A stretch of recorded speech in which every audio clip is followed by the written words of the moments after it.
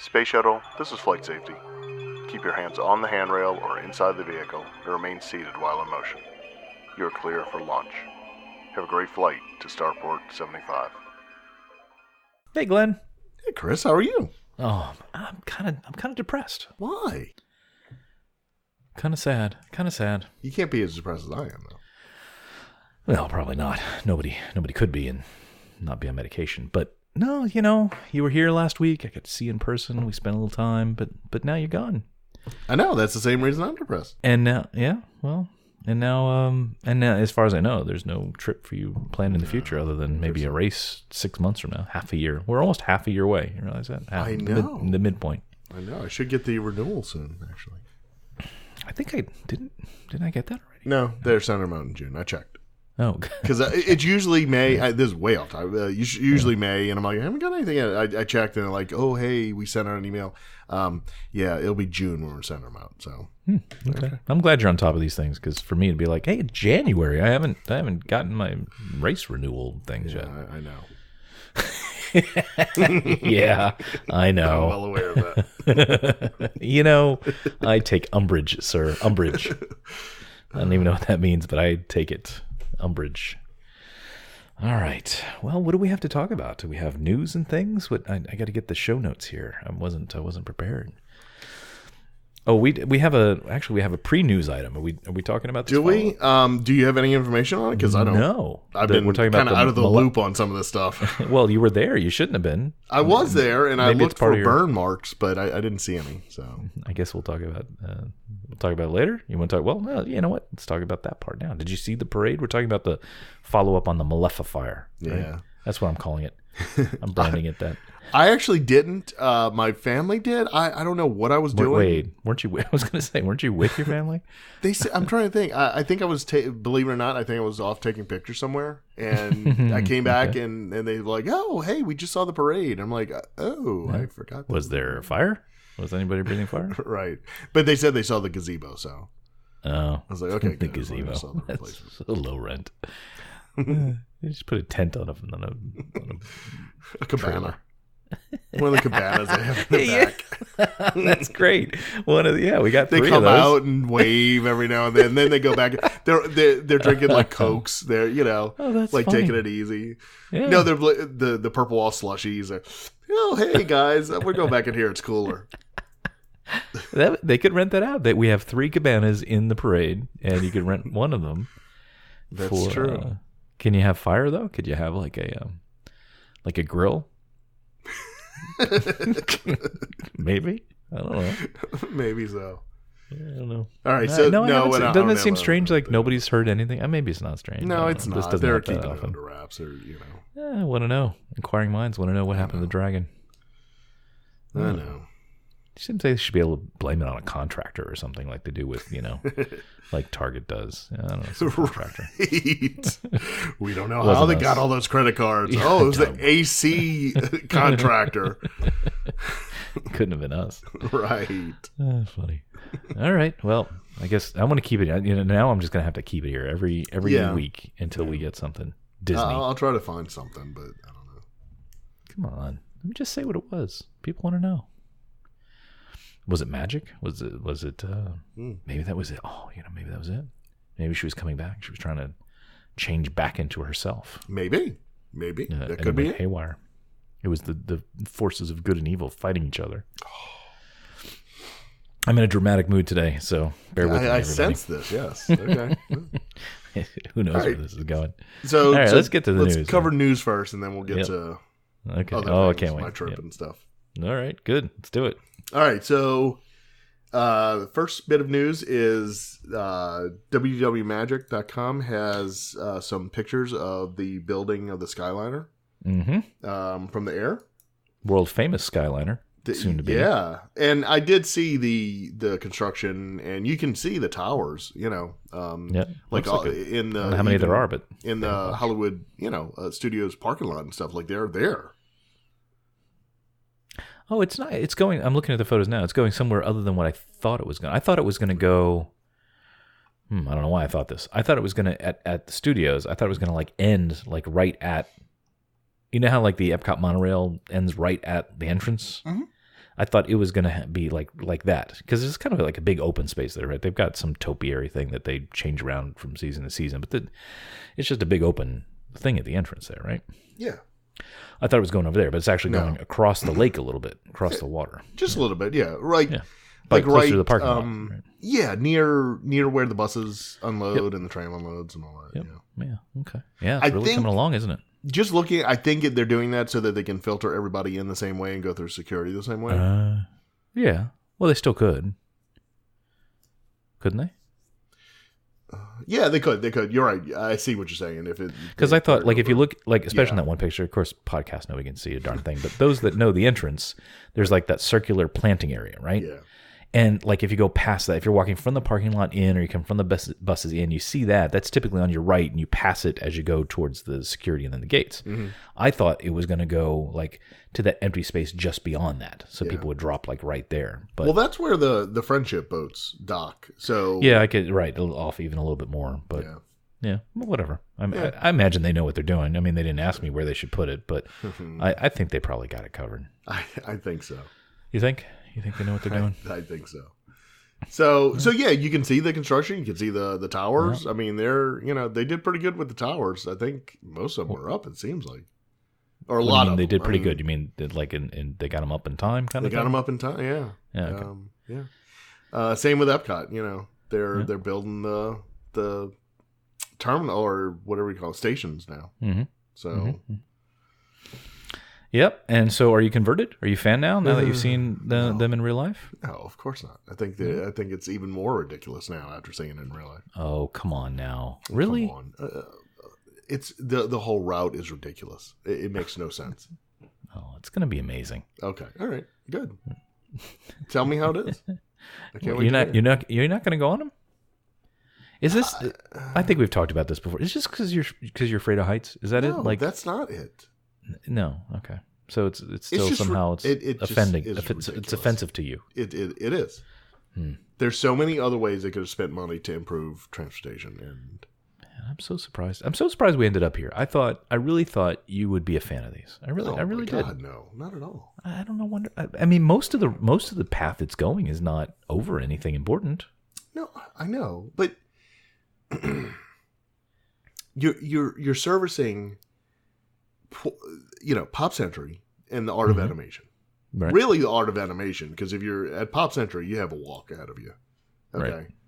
So, you, from there to the Caribbean beach, and then Epcot and Hollywood Studios. Like, that's the entirety of it. Right. I don't get But how many people? Like, you say that's the entire, but it could be tens of thousands of people a day that they are able to do this. Okay. I mean, I imagine again they didn't ask me, but I'm sure they did the studies and whatever. I'm so surprised you're so negative on it. I don't know. I mean, like I said before, I'm just happy they're trying something bold, and it's just because what else would they done? Just buses. I mean, nothing else they would have done. So anyway, back to what about self-driving buses or electric buses or something like that? I mean, even so, they're still just buses. But they're still different. Just buses. But I mean, I think you could have bought a whole lot more buses, and they're we're gonna fly. We're gonna fly between the parks and such. We're gonna fly. I just the choice of resorts, I think, is bugging me. If it was a line that went from, like, let's say the TTC to Epcot to the studios to Animal Kingdom, so you could go and get to any one, then okay, I would probably be more behind that. Now I'm starting to put this together. So it's actually not one of it. I'm going to psychoanalyze you. It's not one of those things. It's those two things together. Being it will have an effect on sightlines to some degree. Yeah, and it's serving just a specific segment of guests that you're generally not part of. Not that. There's downside and no upside for you. No, I've stayed at Pop Century a couple times. Well, then okay. Then what are you complaining about? It just doesn't make a lot of sense. Well, it must Hollywood make sense. Studios Glenn. Surely they have a team of 100 people on this figuring this out. I mean, no, I think okay. Hollywood Studios and Epcot are essentially across the street from each other. Like there are boats that literally go between the two resorts as it is. Yep. So so we have a gondola, and all right, and we'll send it to Caribbean Beach and Pop Century and Art of Animation, which is one huge resort. Yeah. I think they're just terrified of the Star Wars crush, right? And so they gotta. Okay. And how many buses you have? I mean, you can't, because if you did add buses, right? Yeah. Where are they going to go? I mean, there's only so much road space. Where are they going to have a 2.5 mile line of buses just jammed? That's fine. No, it's not. Sure, not fine at all. No, of course it is. Ugh. All right. So I hate the buses, and I don't think that's it. My solution is to build the monorail out everywhere and the people mover. But that's fine. Now you're just being silly. Of course I am. So that's why I didn't even bring that up. Okay. But I'm just saying, both fiscally and I just think it would have been better just to add more buses. Do we know what this costs? Have we talked about that before? $1 gazillion. No, I really don't know how much. All right, so I'm looking at the photos here again. A great topic for a podcast. So you have like the terminal at near the entrance, right? It's basically sort of the farthest part of the bus area, right? Yeah. And then you can see they have a couple of pylons like out from that extend to the parking lot, right? Mm-hmm. So it's heading like towards starts heading towards the back of the parking lot. Do you know where it runs from that? Does it turn? Like, I'm surprised there's no other construction after that. Like, does it turn? Does it go straight? I'm having trouble visualizing where it'll go. Is it going to like keep flying over? Oh wait, no, there's another one. I see. Oh, I see. They've already got a couple embedded in the parking lot. It seems. Yeah. Oh, absolutely. Oh, I didn't. In fact, I was looking at that when I was on the tram. They're going to have to take out some of those palm trees that where the tram goes now. But the real thing is they're going to completely redo the whole entrance and everything to Hollywood Studios. Yeah. I know so it's going to be a complete. I can't. Okay. So so the run goes through the parking lot. Mm-hmm. Then we'll cross. What's the name of that road? That road. Yeah, that one. But the one between Buena Vista Drive, East Buena Vista Drive. Yeah, so it's going to then cross that. And then scooch down the backlot area of Epcot over to the International Gateway side, right? Is that right? All right. Well, it's moving along, much to Glenn's disappointment and sadness. But we'll see. I'm interested to see how many, like what the spacing on these things are. They're going to be like one after the other. Is it going to be like a mile between them? Yeah. It's going to be kind of interesting to see how they're put on there. And like at night, are they going to have lights on them so you like see them go across? I would imagine they would. I mean, yeah. I think it's going to be neat. It'll be great. I think you're too worried. Can't wait. I think it's going to be neat. Will you ride it? You won't, you said. I'll ride it. Sure. I'll ride it. Oh, because you don't like heights. When I want to go to the fast food court at the Pop Century, sure, I'll jump on it. Well, no, couldn't you could take this? It'd be fun to go, from Epcot over to the studios, right? Can't do that. It doesn't go direct. You have to transfer. Doesn't go to direct. No. But that... Well, no, Hollywood Studios, it's going... That line that you're looking at, Hollywood Studios? Yeah, right. That one goes to the Pop Century. Oh, so it's going to turn and go down the road, not cross the road at that point. And then there's a different line that goes from Epcot to the Correct. Oh, I see. Well, that's dumb. That's my point. It's not a circle. It's not... That part I could disagree with. There's no... It's like a T, but with an extra line in it. Okay. It's like a 7, with a line in the middle or something. Gotcha. It doesn't... That's what I'm saying. Like, if you look at the layout, it just... That's what I can't wrap my head around. It doesn't make sense to me. Well, no, it does make sense because clearly, and because they're adding, they're constructing the stuff over there at the Caribbean Beach. They're building a new tower for DVC. So they're clearly. I mean, it seems like the focus is they're saying, okay, Star Wars Land is coming, and we're building up these hotels because these are the ones closest to that, and probably in the price range they expect to have the biggest impact of people going. And so, that's what they're focused on, shuttling. And I guess they're, it's really about getting to the studios, but maybe they're like, we also want people to go to Epcot. We're doing a bunch of changes there. So, we're going to turn that into Marvel Park. And then they're prepping for that. So I guess it kind of does make sense from that, if that's the deal. Okay. And there you can see right in that photo, there's that main road or the main walkway in the studios running northeast to southwest. It drives me crazy. And I thought about that the whole time when I was there. Did you really? Of course. Did it occur to you? In Epcot, I thought about it, and yes, That's awesome. absolutely. Why am I walking south when I should be walking north? That's fantastic. Well, and I'm working on this kind of stuff with Park Leap. I'm doing an update that'll include mapping, right? Yeah. And I'm like, okay, so should I, well, maybe let me ask you, what's your opinion? So you have an app, and it's going to have the map of the park, right? Yeah. If you're walking into Epcot, which way should the map up always be north, or should it like follow your orientation? Don't say both. Like what do you think? Like I wonder if people have the paper maps. If people still use that. I wonder what the Disney app does too. Or Disney app I haven't paid attention to. Like, do people turn the map around as they're standing there to get their orientation, or do they just flip it in their head? Yeah, I think they're just looking at it. They're on Hollywood Boulevard. They're looking at the map. They can see the Chinese theaters ahead of them. They look at the map, say, okay, that's where that is. So let me go. I know where everything else is now. Okay. Maps. All right. So anyway, back on topic. So my favorite Skyway is Skyliner. Skyliner, is that the official name? Skyliner? Sure. Let's go with that. You're such a hater. All right. Let's see if we can find something else we can hate on. Okay. What else you got? So next is the Guardians of the Galaxy roller coaster. Oh, dear. Yeah.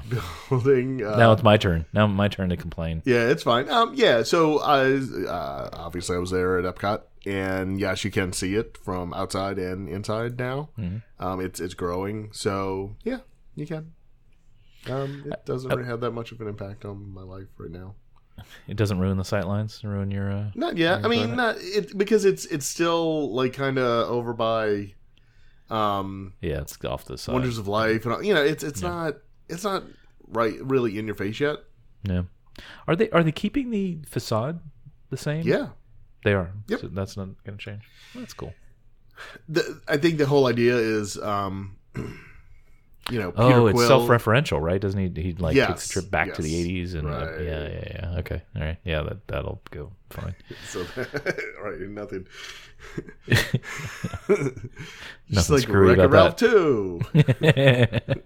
Hey, are we going to talk about that? Look at that Google logo that they had in 2018. I didn't even watch that.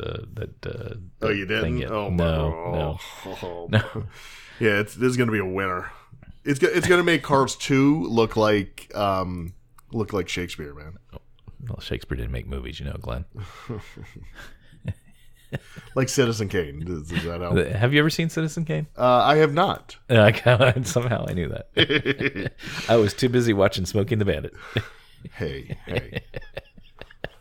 What? That's uncalled for. What? No, but it's accurate, right? The number 2 movie of 1977, yeah. What was the number 1 movie of 1977? Star Wars. Oh. Think about that. It finished second to Star Wars. Like, that's pretty big. There's a distant second. Okay.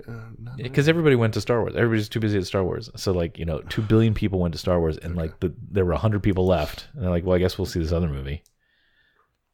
Because why not? No, not at all. Smokey the Bandit.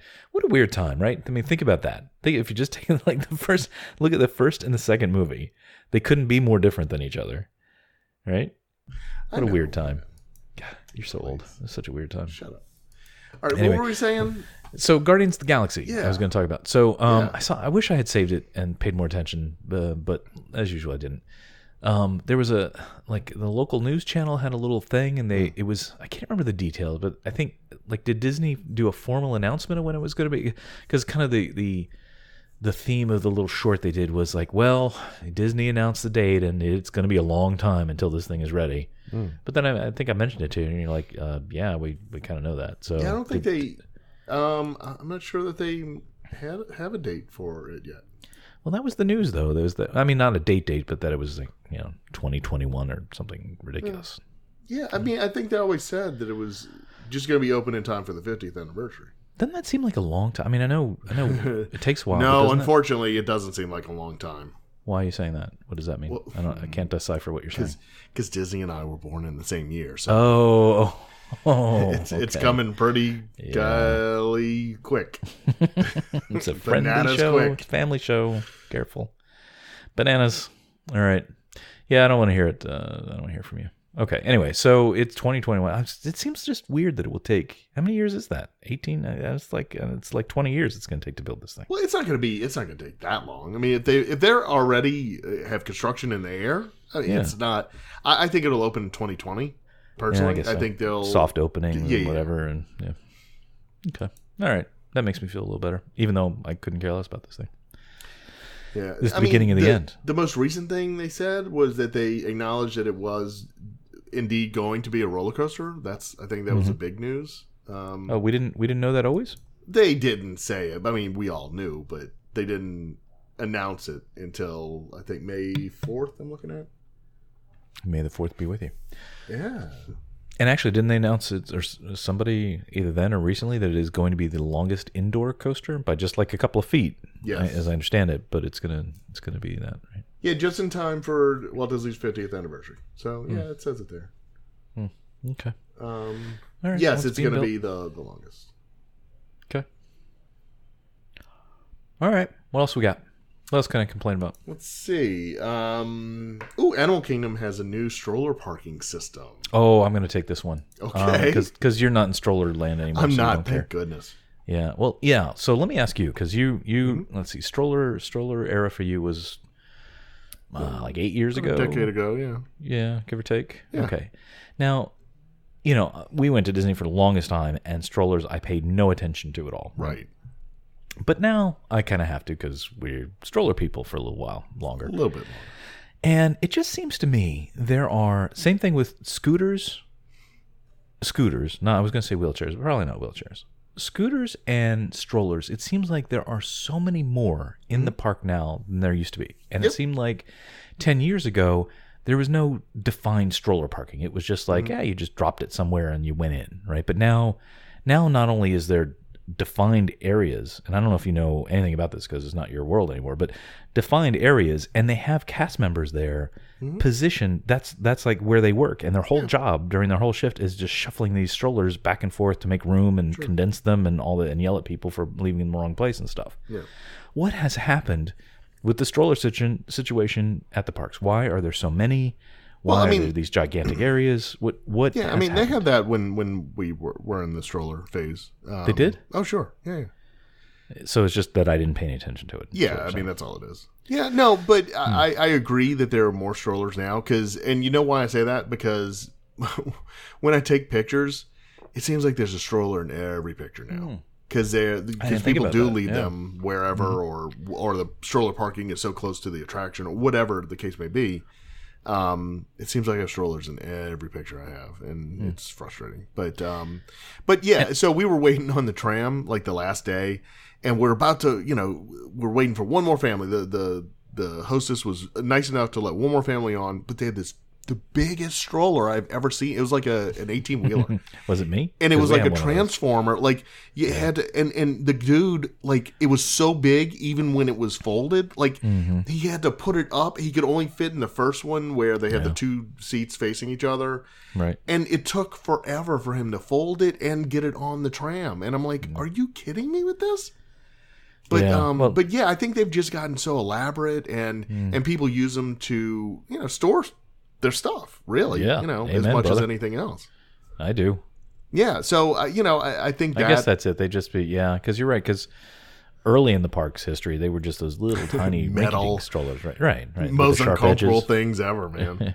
Right. Little bitty wheels. Okay, so maybe that's it. They just take up so many. Because the other thing, it seems to me, and again, my perception might be off because I didn't care 10 years ago, but it seems like there used to be, like, the general pattern has been they've gone from no defined stroller parking to a bunch of little stroller areas to fewer but much larger stroller parking areas. You know what I mean?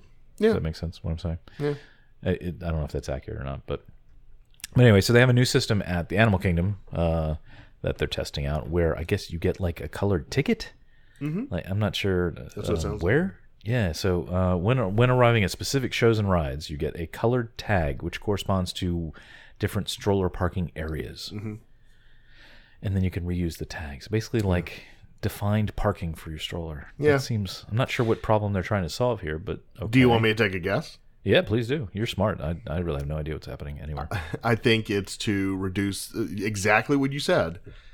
Reduce the number of people they need to stand there and reconfigure all of the strollers. If they break it down, if they take that one area and break it down into 3 separate smaller areas, then there's more organization. So, and maybe they give out the tickets, the first, it's a separate color for every person that comes up so that they can keep everything organized a little bit more. But then once you leave that area, then if you're red, then you're red at, the next one. But I think that's the reason they're doing it, is to cut down on cast members.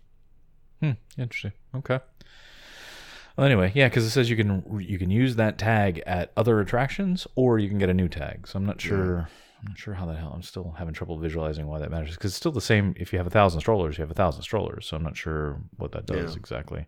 The 2 worst places for me are at the land, because stroller parking is so far, and you have to go uphill. So, which sounds like a whole bunch of complaining, but I challenge anybody out there in our audience. You gotta park way over there, and then carry a 25-pound 1-year-old, 1.5, whatever, 2, all the way to Soarin'.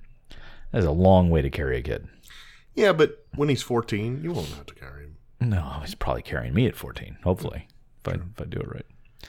Anyway, okay. Well, I just thought it was interesting. It's always fascinating to me the changes they make operationally, especially at first if they don't seem quite so obvious as to the reason. But anyway, we'll see. Right now, it's just in test at Animal Kingdom. We'll see where it goes. Well, you said you were going to go out to Animal Kingdom, right? Yeah, I really wanted to. I know you're joking, but I can't. No, I'm not joking. I'm being serious. I think you need to go out there and test. But not now. Why? Because now it's hot, and now it's the worst time to go to Animal Kingdom. This is what I've always complained about with Animal Kingdom. That has always been the worst weather every time I've gone there. It's either, like steamy, humid, raining, or just blazingly hot. I've never had it, so I was going to try and go before it got that bad, but too late. Missed the window. So maybe in December I'll go. Okay. All right. Maybe.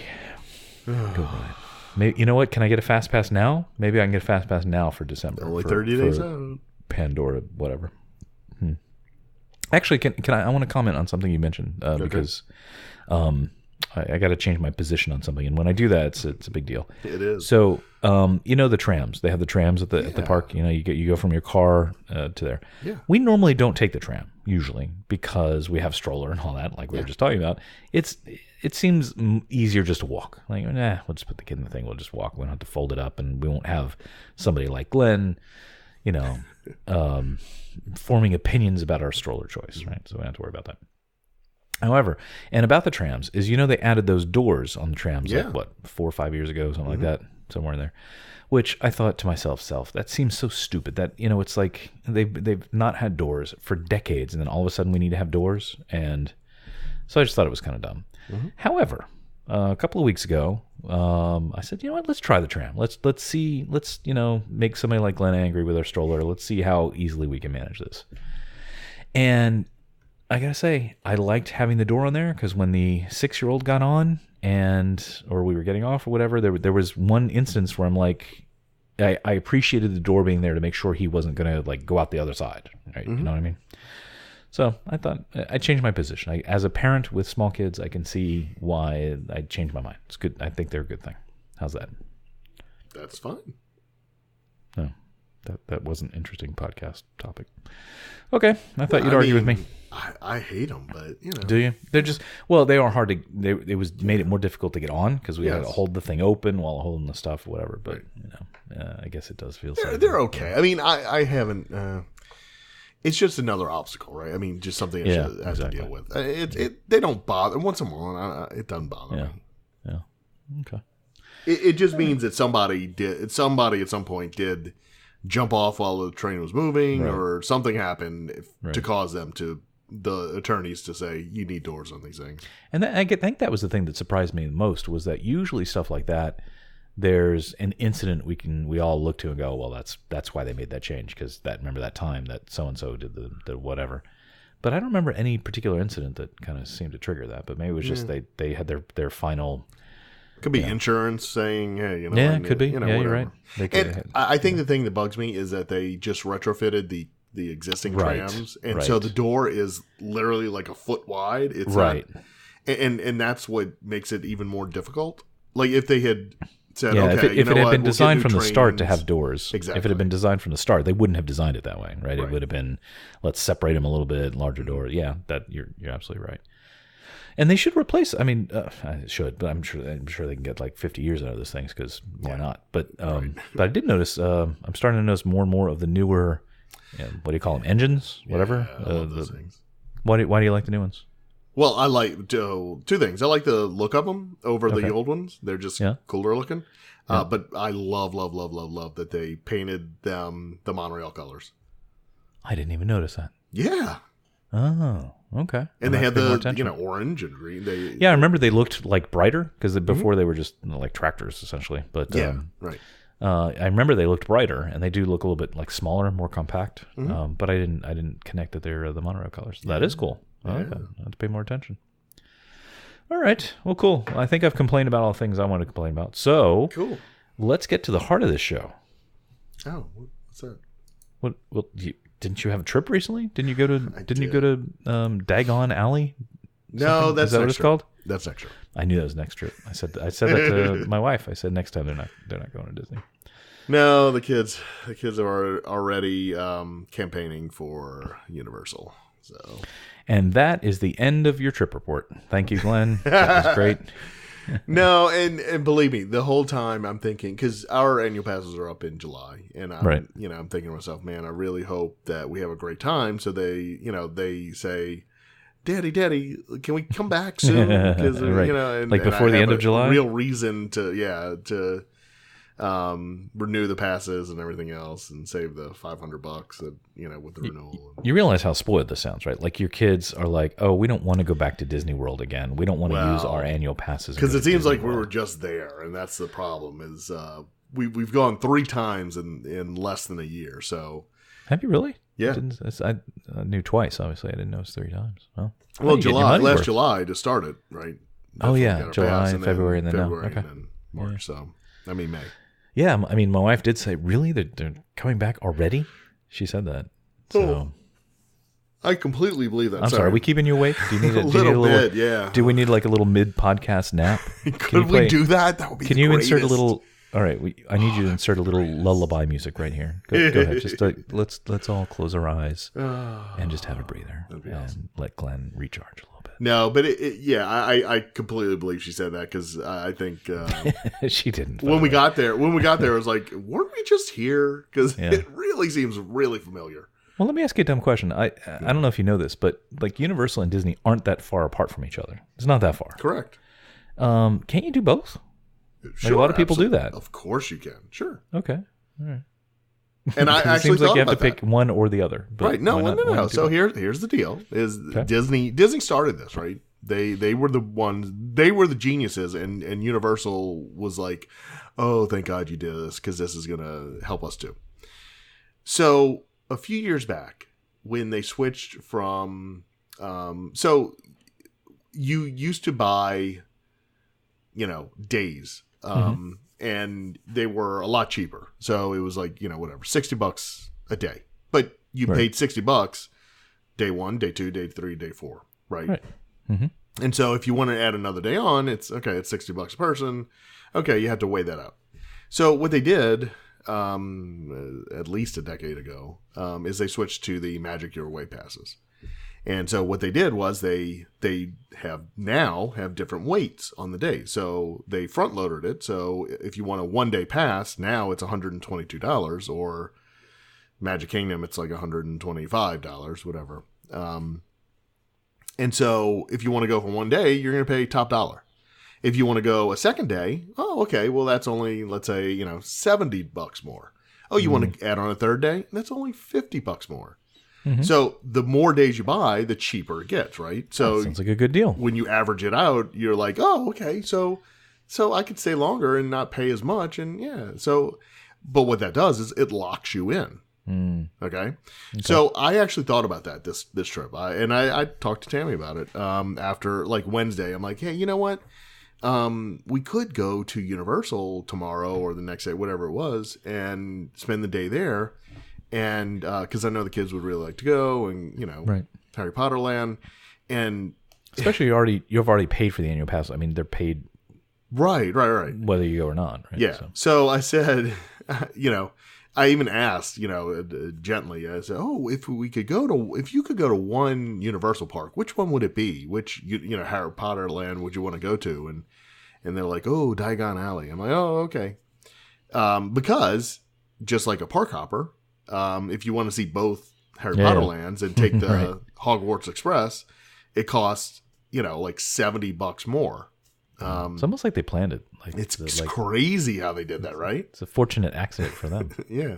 So, no kidding. And so I did the math. I pulled up the website, found out how much the tickets were, and I'm like, Made a spreadsheet. So I talked to Tammy, and she's like, "Okay, well, how much would that be?" I'm like, "Oh, like $525 for us, the four of us to go, and only to go to one park, not to get the park hopper For one access." day? Really? Yeah, man. Yeah, Whoa. because it's $122 for a one-day pass to Universal.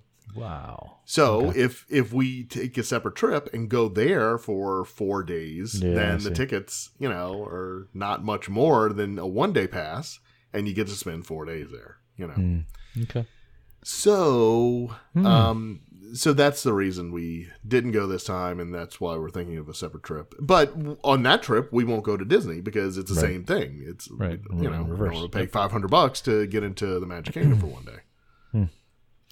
Well, I guess I won't see you that trip, but Well, whatever. why?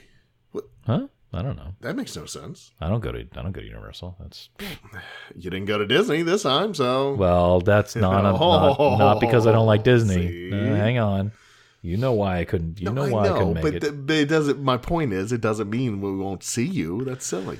I'm just looking for an excuse. That's all. I don't know. Planning early. I'm not feeling so good about next July. Anyway, but let's talk about your trip. Let's talk about happier times when you were here, and it was Disney related and not Universal. And so let's talk about it. And actually, I gave kind of a challenge, right? You did. So, You did. and I think you're going to answer it as I asked you 3 questions, Yes. and you're gonna cover this in your rundown. So I was curious, name 3 things that really made you happy, that you loved about this trip. Mm-hmm. Name 3 things that you really hated about this trip. And cabanas are gone, so it can't be those. Okay. Darn. Okay. And then I was curious because those kind of easy, love, hate, whatever. Then I was kind of curious because of how much you know about Disney already, to ask for 3 things that surprised you about the trip. Yeah. Just could be anything, like, oh, I didn't realize, or hey, that was neater than I thought, or whatever. So, all right. So I got my comfy slippers on. I got a beverage. I'm just going to sit back and hear you talk about your trip. All right. Okay. So I'm going to start with the hated first because I don't want to end on a bad note. Okay. So, what didn't I like? All right. So the biggest thing was transportation, Disney transportation. First of all, the monorails are awful. I mean, they are in horrible, horrible condition. They're filthy. They're just they stink. They're unreliable. It's not a good experience. They need to really get new monorails and get them into service as quickly as they can. Okay. We didn't take any buses because we didn't have to, so I don't know about that experience. We took the ferry one time because we were forced to. Just the one you posted to Twitter? Yeah, so we stayed Friday night. We were at the Magic Kingdom. We were there until it closed. It closed at 11 o'clock. And we closed it down. And we headed out of the Magic Kingdom at 11:30. When we got out there's no line for the monorail.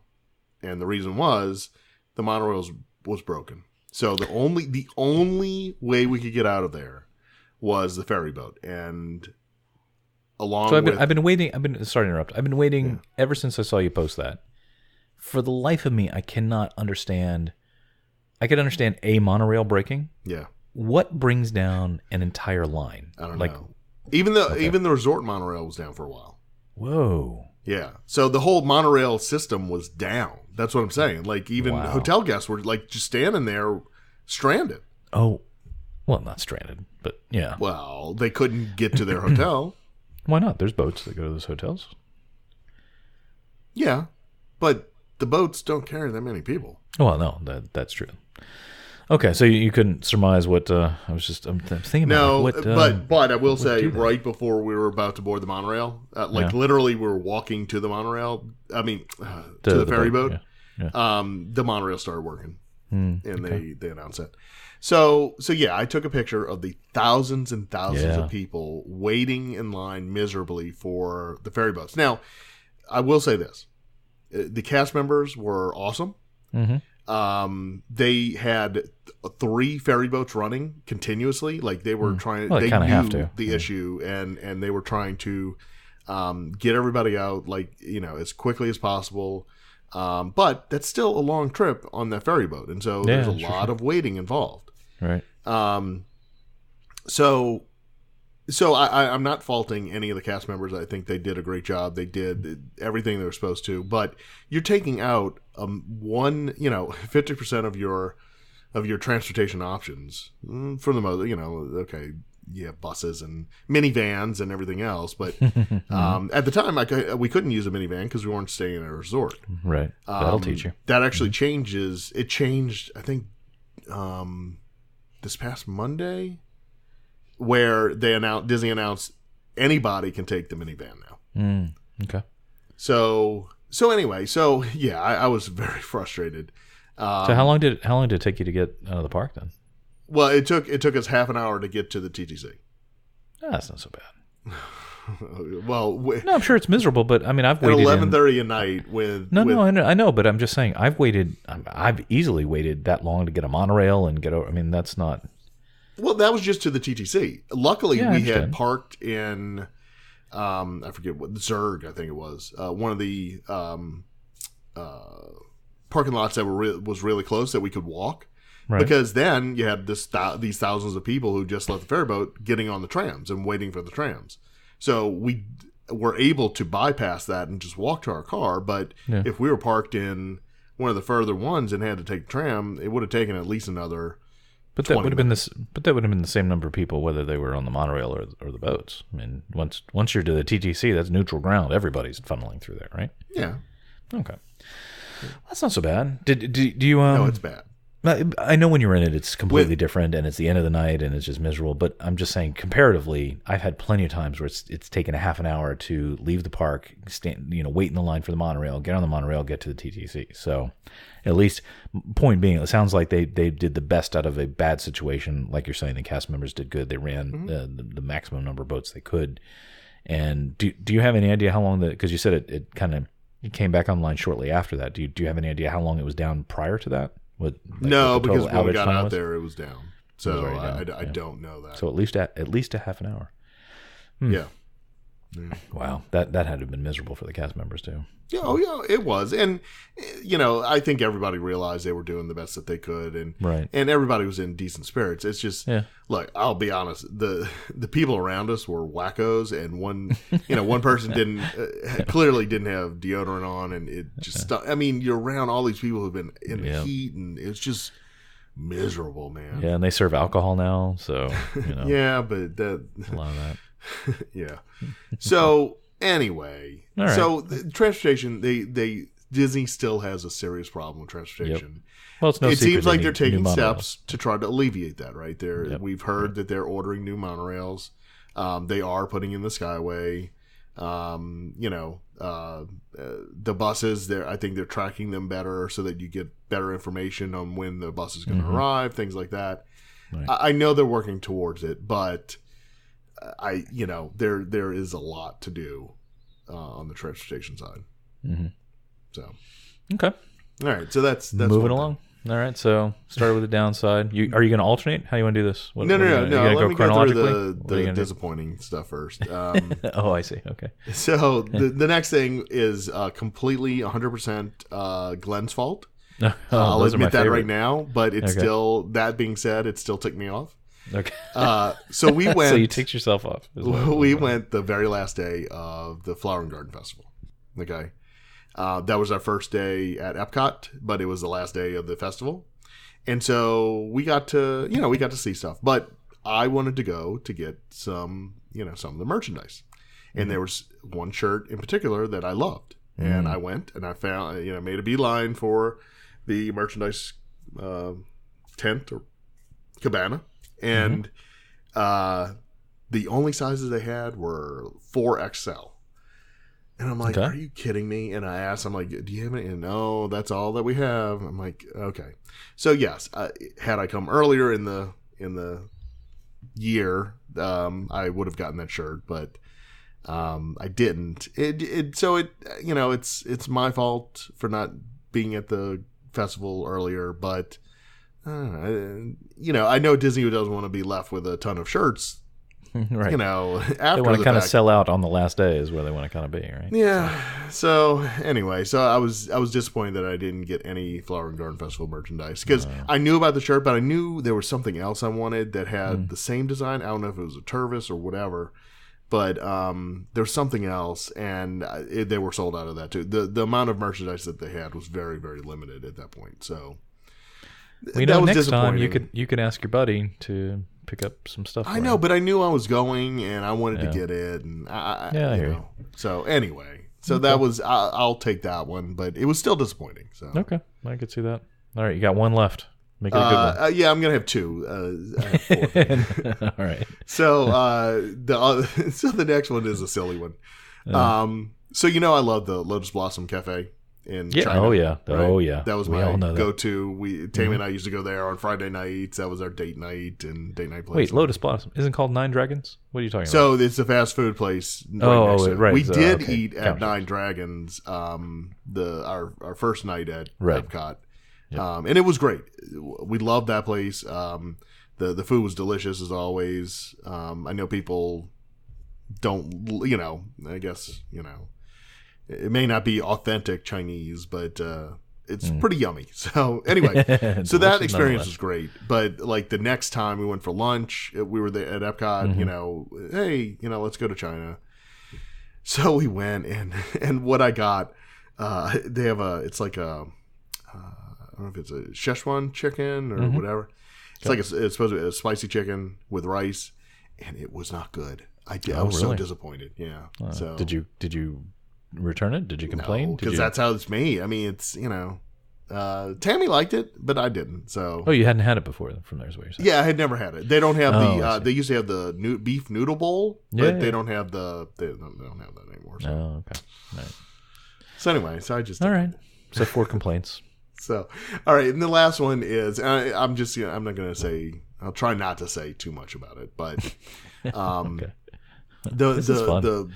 The fourth thing that I hated, and I'll use the word hated, were the prices.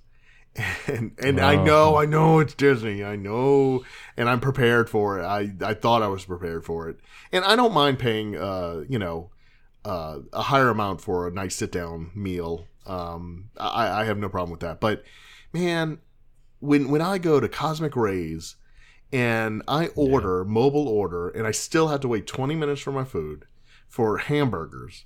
And I get it, and I cannot find a seat. We finally find one little table outside in the blazing heat, and we sit down, and I'm paying $56 for that meal. Man, it really bugs the heck out of me. And I know this kind of complaint from you really makes me question your qualifications to be on this podcast because no, it's always been higher, but I mean, think about that. It's $56. Yeah. Well, I think the thing is it has gone up sharply in the last few years. That's right? What it is. Yeah. You are right. That is my frustration. It's always been pricey, but it wasn't like, oh my God, shockingly expensive. But now it's kind of hitting that point where it's like, wow, it's really outside there. Right? And the thing that has really gotten to me is the price of the drinks, whether it's from a cart or a fountain drink for dinner. I know the fountain drinks are $3.29 each. Yeah. And there's only regular, like there's not regular or large. Like there's one price. $3.29, and you have to buy 4 of them. And it's like, what? Well, you don't have to, but yeah. Well, you don't have to. You're correct. Yeah, and I think drinks are easy to latch onto because they're a discrete quantity, right? It's a bottle of water. And so that doesn't change, and they're kind of easy to remember. So and we've talked about it with. I think the water is like there's like some site or some whatever that they track costs of things around the world by costs of Big Macs in that location. Have you ever heard this? So No. like oh really? I should find a link and show you. But it's like, well, how much does a Big Mac cost in New York? How much does it cost in London? How much does it cost in Shanghai? And so because it's the exact same pretend food product that you can get a good comparison of the expense things. Yeah. So for me, the touchstone was always a bottle of water and it seemed like for the longest time it was $2.50. Right, it was just for years and years and years and years and years $2.50, which is expensive. I mean, you can even go to a convenience store and you're going to pay $1.50 or $1.99, and it was $2.50, and that's that was kind of the spread. But now it's like what, $4, $4.50, somewhere there. Well, no. A bottle of water is, it's like 25 cents cheaper than the Coke. I think it's like $3.25. So I guess a Coke is like $3.50. I don't know why I was thinking it broke $4, but anyway, it hit a point where instead of being 20% more expensive than a convenience store is now like 60% more expensive than a convenience store kind of thing. Right. That's where it starts to feel like really expensive. So yeah, and that's the thing that really and we took our own little water bottles and stuff, so we didn't really buy too many drinks. Sure. Except at lunch and stuff. But so anyway, that's my only. But for the quality, because you think about it, it's whatever, $60. I'm going to round up because it makes it more impressive. $60 for a family of 4 for very mediocre food that isn't even the quality of like a Burger King or something. Yeah, right? no kidding. When you're talking Cosmic Rays, and that's another thing. Seems like maybe just my standards going up, but even the quality seems like it's gone down. But we'll pretend it's the same. So $60 for that, and then the misery of trying to find a place to sit, and it makes the whole thing just and maybe it's because I remember when I was a kid and going to Cosmic Rays, and I remember sitting down and I liked it. Not that I liked it, but it was a nice little break. Yeah. And now it seems like it's more exhausting trying to deal with getting food there than it is, because what you need at that point when everybody's hungry is we need to just sit down, right? Yeah. But it's more work than not. So we started taking more food. Actually, I think I told you this before. We started like just taking lunches for the kids and stuff, and just kind of it's more relaxing just to find a bench and sit down and eat our food that we brought. So, all right. Yeah, what else you got? Can we do anything positive, or is this just going to be like... So we'll move on to, you want loved or surprised? Dealer's choice. Mix it up. Whatever. I'll go loved. Okay. So what I loved was spending time with family and friends. I should have disallowed that. No, because that was a big part of it. We had a great time together, and it was well, that's what it's about, right? I mean, it's not. I mean, that's really what it's about. Is going. Hopefully, it is. Right. Well, that's good. Yeah, especially as the kids are getting older. I was going to say you have a teenager now, so was it still enjoyable? But, yeah, it was. It was, and so, but that's the fear, is how many more of these are we going to have? So yep. Anyway, I hear you. Okay, that's a good one. So we doing another loved or surprised? Yeah, loved. So all right.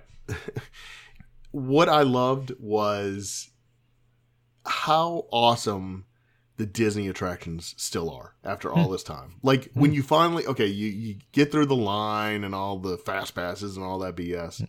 When you get on the ride, it's still awesome. It's still Disney, right? I mean, that's what keeps bringing you back. And, whatever it is, Splash Mountain or the, It's a Small World, whatever. I mean, it's just, it's still Disney, right? I mean, that's what it is.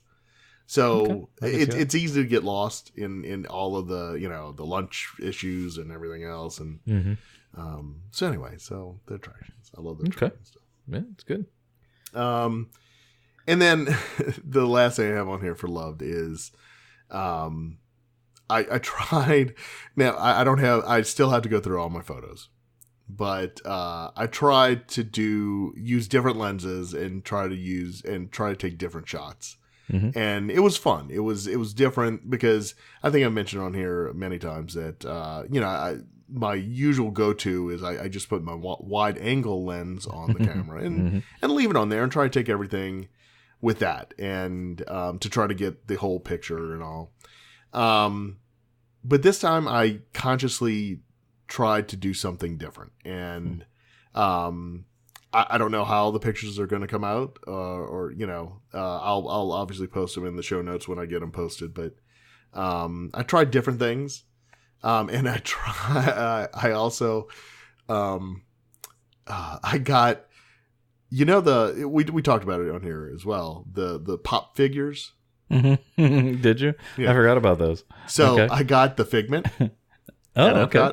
Yeah. And so I took it. I had him in my pocket the whole time, and I would take pictures of him at the attractions. Like your little flat Stanley. Yes, exactly, exactly. Okay. So we'll see how those come out as well. That's awesome. I love stuff like that. Yeah, I'm not consistent with any, obviously, but that's great. Yeah, okay. So we'll see. So I can't wait to see those. Yeah, right, exactly. So that was fun, and that was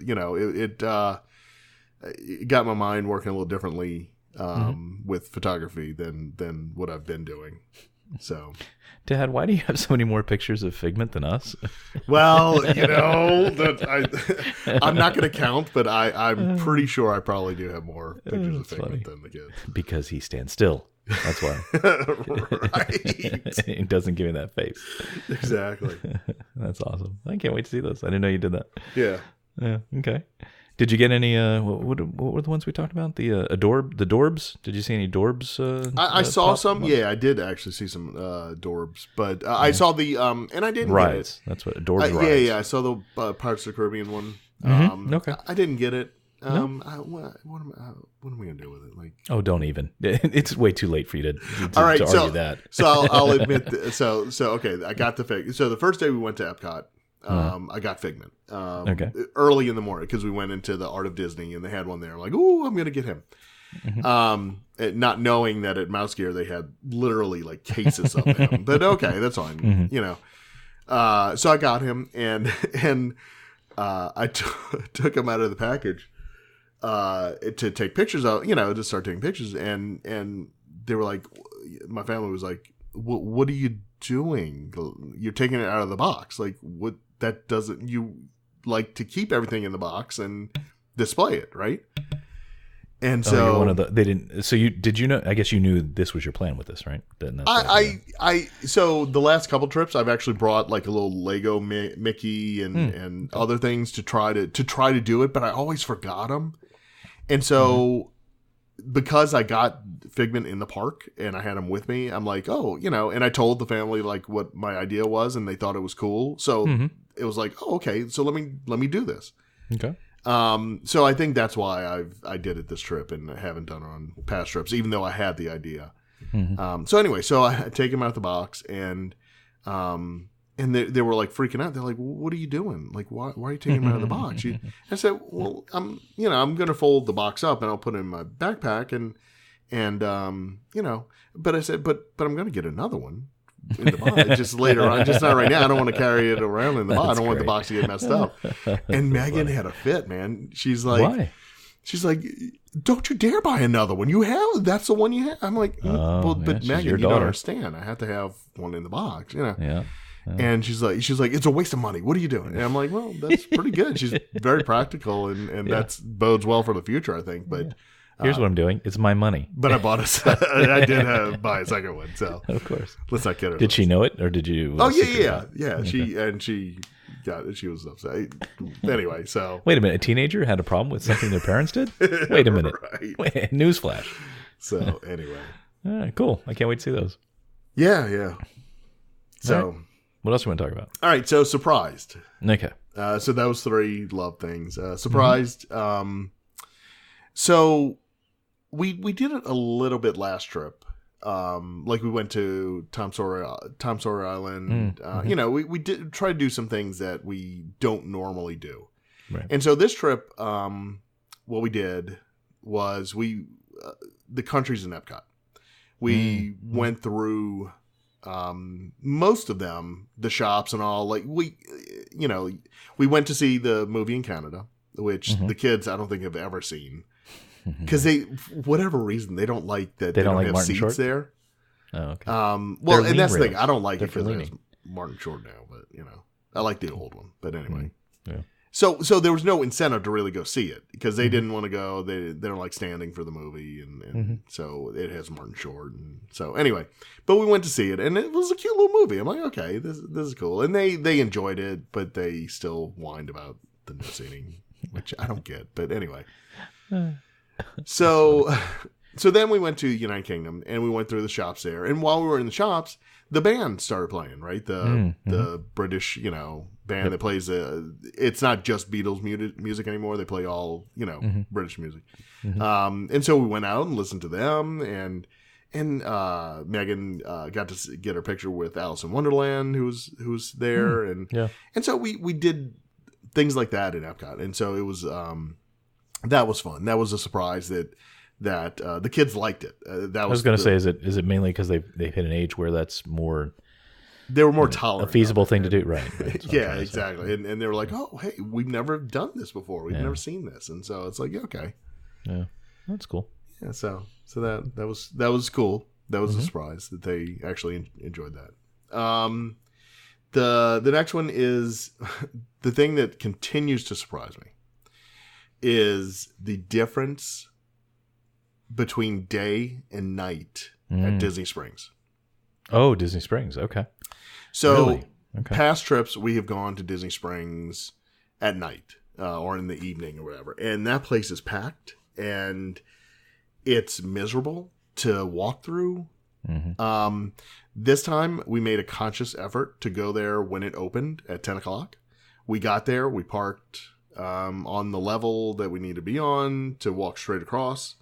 There it was fairly empty. We had reservations for one of the restaurants there. We were able to go through the shops with, see them with not a lot of people in them, leisurely, just walk around. We could get a lay of the lands easier. It's just such a different experience during the day than what you experience there at night. At night, it's confusing. It's disorienting. It's crowded. For me, it's just miserable. I love going there during the day. I hate going there during the night. That's so funny. And my perception's different because when you mentioned that before, because you mentioned that was going to be your plan to go at night, I realized I've not been to Disney Springs since they made all the changes since it became Disney Springs. At night, we've only been there during the day, and during the day I thought it was miserable because it was just so crowded, and all the things that you're saying about at night. So I can't even imagine how bad that is at night. Then, if the daytime that I've been there is way better, so it's just awful, man. That's funny. Okay, well, hey, one more thing I don't have to worry about going to go do, I guess. So we did have a great time there. We did a lot of walking. We went through a lot of the shops and stuff. We ate at Art Smith's Homecoming. I had heard about how great the fried chicken is there. It's very good, and it is on the more expensive side. But like I said, at a nice sit down restaurant, I don't mind paying. It probably wasn't that much more than Cosmic Rays. Actually. Well, quite honestly, it's not out of the realm. I mean, it was fairly close to it. Wow. Okay. Relatively speaking, it was way closer than it should have been. Right. So that was nice. I mean, it was just it was a nice trip out there. So good. Yeah, that's the trick. Then go during the day. Yes, absolutely. I was hoping it was actually nicer at night because the sun be down, the lights would be on, have more of a funner vibe. No, but okay. All right. So the last thing is, and it's going to surprise you too. Oh, wow. Is, and I teased it last time. So we saw a video. We put on the YouTube every now and then, and we see. I'm subscribed to a bunch of these Disney podcast or vlogs or whatever they're called. Nerdy nummies. Nerdy nummies and all. But ones that are true Disney, people that go out to Disney all the time. Oh, I see what you mean. they either go to the restaurants and try them and give you pointers and tips, or they just go and it's just like you want to see what they're doing, whatever. Right. So we were watching one of them a few weeks ago, and they went and did pin trading for the first time. Oh, I can't wait to hear where this is going, Mr. Pin trading hater guy. So, okay. All right. I can't wait to hear this. Go ahead. All right. So we watched them, and we saw what they did and how it works, and it was like, I like how you say that like it's a very complicated thing to figure out. You just go up to somebody, they have pins, you have pins, you trade pins, right? I mean, it's not that complicated, is it? Well, no, it's not. But I learned the trick. I figured out the trick to at least. Maybe there's things I don't know. Okay, so okay, the kids were like, "Hey, we want to do that. We'd like to do that." I said, "Okay." So the trick is you go on eBay and they have people selling just lots of pins. Right? Okay. I bought you're trading up is what you're saying. So that's part of it. And okay. So I bought 2 packs of 30 pins each, right? So, for each kid had 30 pins. Okay. Well, it sounds like a lot, but hold on. Yeah, go fast. Yeah. Okay. So, but what you get is just random. It doesn't matter. But they're all Disney pins that you can trade, right? Because they won't trade pins if they're not Disney pins and all this. Right. So they're legitimate pins. But they're whatever, the common ones, or it doesn't matter. So we got those, and I think I paid $15 per a piece. So okay, $30 investment. So the kids can have some fun pin trading. So about wait, did I do the math right? So about 50 cents a pin? Yeah, about $1 a pin. No, you're right. You're at 50 cents a pin. I'm sorry. Yeah, you're right. About 50 cents a pin. Okay, which not. So I guess these are probably pins because they do sell like starter packs, which include like 10, right? And they're but because some of these pins like bought individually, they're $5, $6, $7, right? Exactly. Even the cheaper ones. Yeah. Okay. Exactly. So that's a good deal. Okay. Yeah. And that's what I told her. I said, okay, the one rule is that we are not buying pins. This is strictly an adventure to trade pins for ones you want and ones you like. We didn't care if they were collectible or whatever, limited edition. If you like that pin because it has a nice design or whatever, have at it. That's the one you trade for. It doesn't matter. Now, with cast members, you weren't trading with other guests, correct? Right? And that was the other thing is we did have one vulture that she had. No, I mean she had her rolling bin full of pins, and she's looking at the ones my son had on her, and oh wow, it's like people are crazy about it. Yeah. Last time I was at Epcot, I was shocked that they have those little tables right by the pin thing in the middle. Like people still go out there with like their whole collections and like I didn't know that was I didn't know that was still a thing. Wow, that is a great tip. I might do this. Yeah. So the kids started out with pins that we didn't care about. They had a couple in there that I'm sure they pulled out some. Yeah. And they put them on the side. And so they went. So you start out with all the pins that you put whatever you take 10 or 20 or whatever. You put them on your lanyard. We did buy a couple lanyards for them. So they put them on and they went. And as you go through the whole trip, they end up with. At the end of the trip, they actually ended up with pins that they liked. Right. Designs that they liked and all that. So it lasted pretty much the whole trip. We could have used a few more to trade, but what you start seeing is, and what you realize with the pin trading is, it really is just for fun. You're not doing it for collecting or anything else, because you see a lot of the same pins over and over. Well, on the cast members, especially. On the cast members, sure. Exactly. Yeah. And they, even if they have the boards, the pin boards, that has more, it's still a lot of the same designs or whatever. Right. So that's why, they saw the ones that they liked. They started collecting those. If they could collect a set of those, they liked to try to do that. But it was fun because they would go up to cast members, and the cast members were all great. I mean, they were, they were more than willing to stand there and have the kids look at the pins that they have and to trade and everything else. So it was actually a great experience. That's really cool. Yeah, I always thought, and so here's why it was a great experience and different from what I ever thought was, I was thinking, who would trade pins? Because you're paying, I think the cheapest is probably what, $7-8 for a pin these now? days. Yeah. Mm-hmm. Right. And they go up to, good Lord. Well, with the exception, like I said, they do have these little starter pack ones, which is kind of like what you did. But like, fewer of them. Maybe they come with 10 pins, and it's probably, and the lanyard, and it's probably, I don't know, $15 or $20. But right. Yeah, that's what I never understood about it either. Is like, if I bought the pin, it's because I like the pin. Right. Why am I going to give it away unless I find one I really like more? But the cast members aren't going to have any like really rare ones, and expense. It's not like I'm going to be able to trade my $7 pin for that $30 limited edition, Christmas pin or something. Correct. Yeah. And so that was the trick in the whole thing, was just buying a bulk of pins to start with. Yeah. And then you can and lower your expectations to understand that, what you're trading for. So it was actually a blast. The kids had a great time. I was going to say, the kids, did you get in any way sucked into this? So the first, I think the first day, there were one or two pins that Tammy and I were like, Megan was trading, and Tammy and I both honed in on one pin that we thought she was going to go for, and we were excited because it was like, we like that design.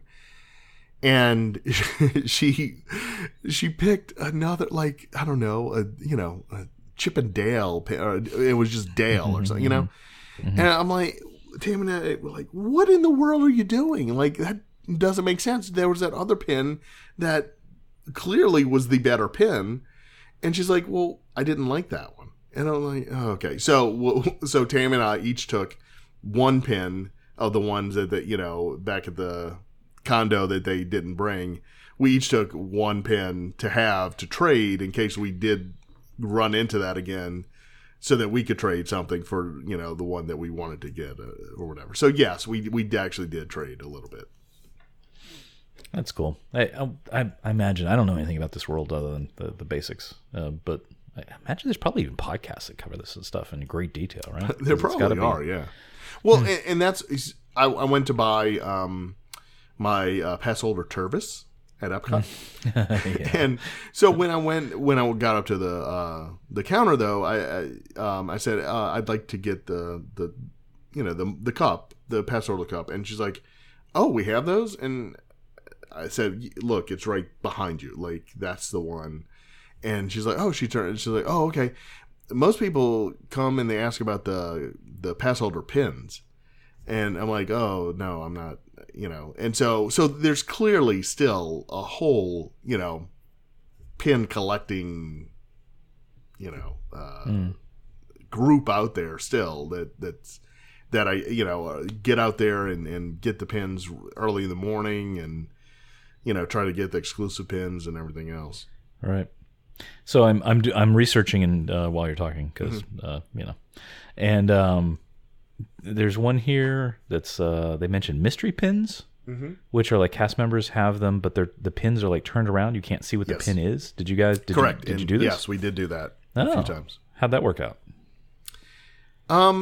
One time it was the same woman, the same cast member, and both the kids did the mystery, and they both got good ones. But there were other times when they did the mystery one where it was like, it's an okay one, but okay. But then that's the one you trade next time. Yeah, right. Gosh darn it, you're kind of getting me sucked into this now. Because not for me, but I could see my son, kids, my 6-year-old, really getting into this. Yeah, he'd have so much fun, like going up and seeing what he could get, because it's like free. So did you say before, where did you get this idea? How did this occur to you? Did you research, like, how did this start? So I'll give him a plug. It's so the vlog is the Tim Tracker. Oh, the vlog, right? That's what. Yeah. Okay. So I'll put a link in the notes to the video, but yeah, they started Disney Springs, and they just went up to they I think they're big enough that people actually sent them a bunch of pins, because maybe they mentioned they were going to do this or something. So I don't think they actually went out and bought any pins. They had them. Right. But they just started, and they were newbies, and so it was really nice to see.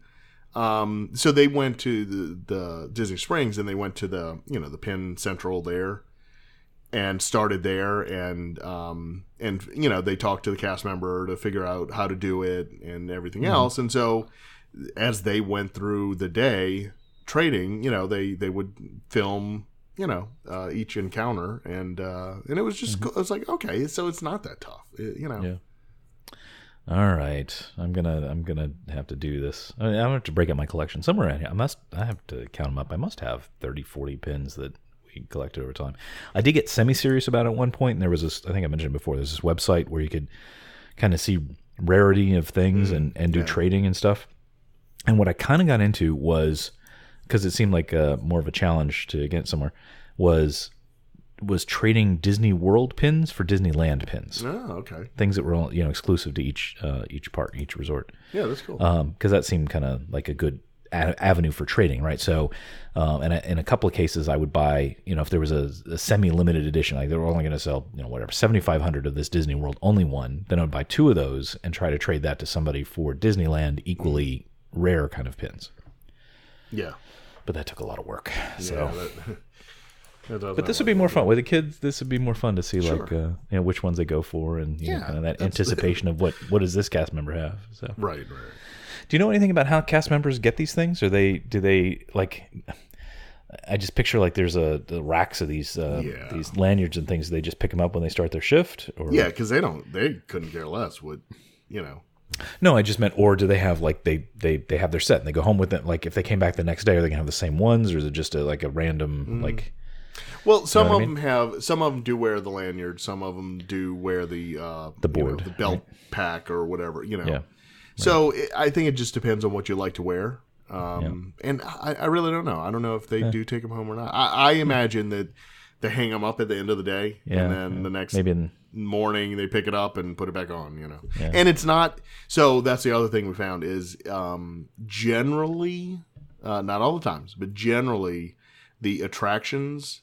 Cast members do not have pins to trade, and it makes perfect sense because once you start looking at this and trying to find people who to trade with, it makes perfect sense because they're trying to deal with an attraction and getting people on and off and safety and everything else, right? Right. They can't be distracted with that. Right. There was one. So in the land, Living to the Land, the boat ride, right at the entrance to the Fast Pass area, they did have a cast member trading, and it's like, well, this is ridiculous. Like, we didn't actually want to trade then. We had fast passes to get on the boat ride, and like there was this cluster of people standing in front of the entrance. We couldn't even get through because they were pin trading. And it's like, well, okay, now we completely understand why attractions people generally don't have it. But so it's usually merchandise cast members. Sure. Plus, it helps people congregate to the merchandise areas, right? Right. Exactly. So they're the ones that mostly have it. You know, any of the, I don't know, greeters, if you will, you know, that stand like at the Phineas and Ferb, you know, thing or whatever. And also DVC, believe it or not. DVC cast members. Well, who would imagine that? Hey, while you're here looking at some pins, would you like to hear a little bit They about probably have the $30 pins that you can trade for, but I instructed our children not to go up to them, that there was stranger danger there. So, wow, this is, I'm looking on eBay because now you're sucking me into this. And, oh my God, there are, what am I trying to say? This is so common that there are, oh gosh, what am I trying to say? You know how eBay has preset filters for things? They have them based on lot size. Like, here's a 50-pin lot. Here's a 100-pin lot. Like it's so common, that's what they have. Yeah. But that's so smart. That's great. Okay, that makes a lot of sense. I mean, I try not to pay attention to this because I really get, because kind of like, and you would kind of be the same way. I think you know, we like logos and design of things and whatever, and like if you pay attention to them too much, you go, oh, that's a really nice pin, almost like T-shirts, right? And I know you have a T-shirt problem. It's called. But I didn't want to use that term, but it's almost like that same thing where, you know, just these little nuggets of design. Yeah, and actually that was the one pin that my daughter didn't pick. I think it was the Communicore logo, the old Communicore. Oh. And it's like, Tamara, like, what? So we didn't make that mistake. I can't believe you didn't step in on that one. Well, we're trying not to, but I try. And from that point on, I just let it go. I'm like, I was like Elsa, I was like, let it go. Nice. Yeah. I got to do this. All right, I'm gonna this 100 pin lot. I'm gonna go with that. How funny. Okay. Yeah. All right. Well, I was wondering because you mentioned something about talking about pins soon, and I would be surprised. I was really that is kind of shocking. All right. I didn't know how it was going to go, and so it actually was a positive experience. And so, yes, we did pin trading, believe it or not. Some of these pins are kind of cute. I might have to look at spending the kids' college education. Well, and then you go to the actual, you're like, oh, now that I'm looking at pins, let me go look at the ones for sale, and they have gorgeous ones and beautiful, but you flip it over, and it's, oh, by the way, the whole... Oh, this is price coral or blue or tan. It's like, what? What is this? You have to go find the translation table. And it's like, so they can change their pricing. Of course. I know why, genius. Well, I don't know. You're a little slow sometimes. I want to make sure you know what you're talking about. But it's just, it's like, oh, okay, what is blue? Can I give you a blue dollar? What is this? Jeez, a blue Disney dollar. Exactly. It's like it's not money. Oh, blue is $44.95. Oh, that's great. Okay. This didn't cost me any money. This was just a color. Exactly.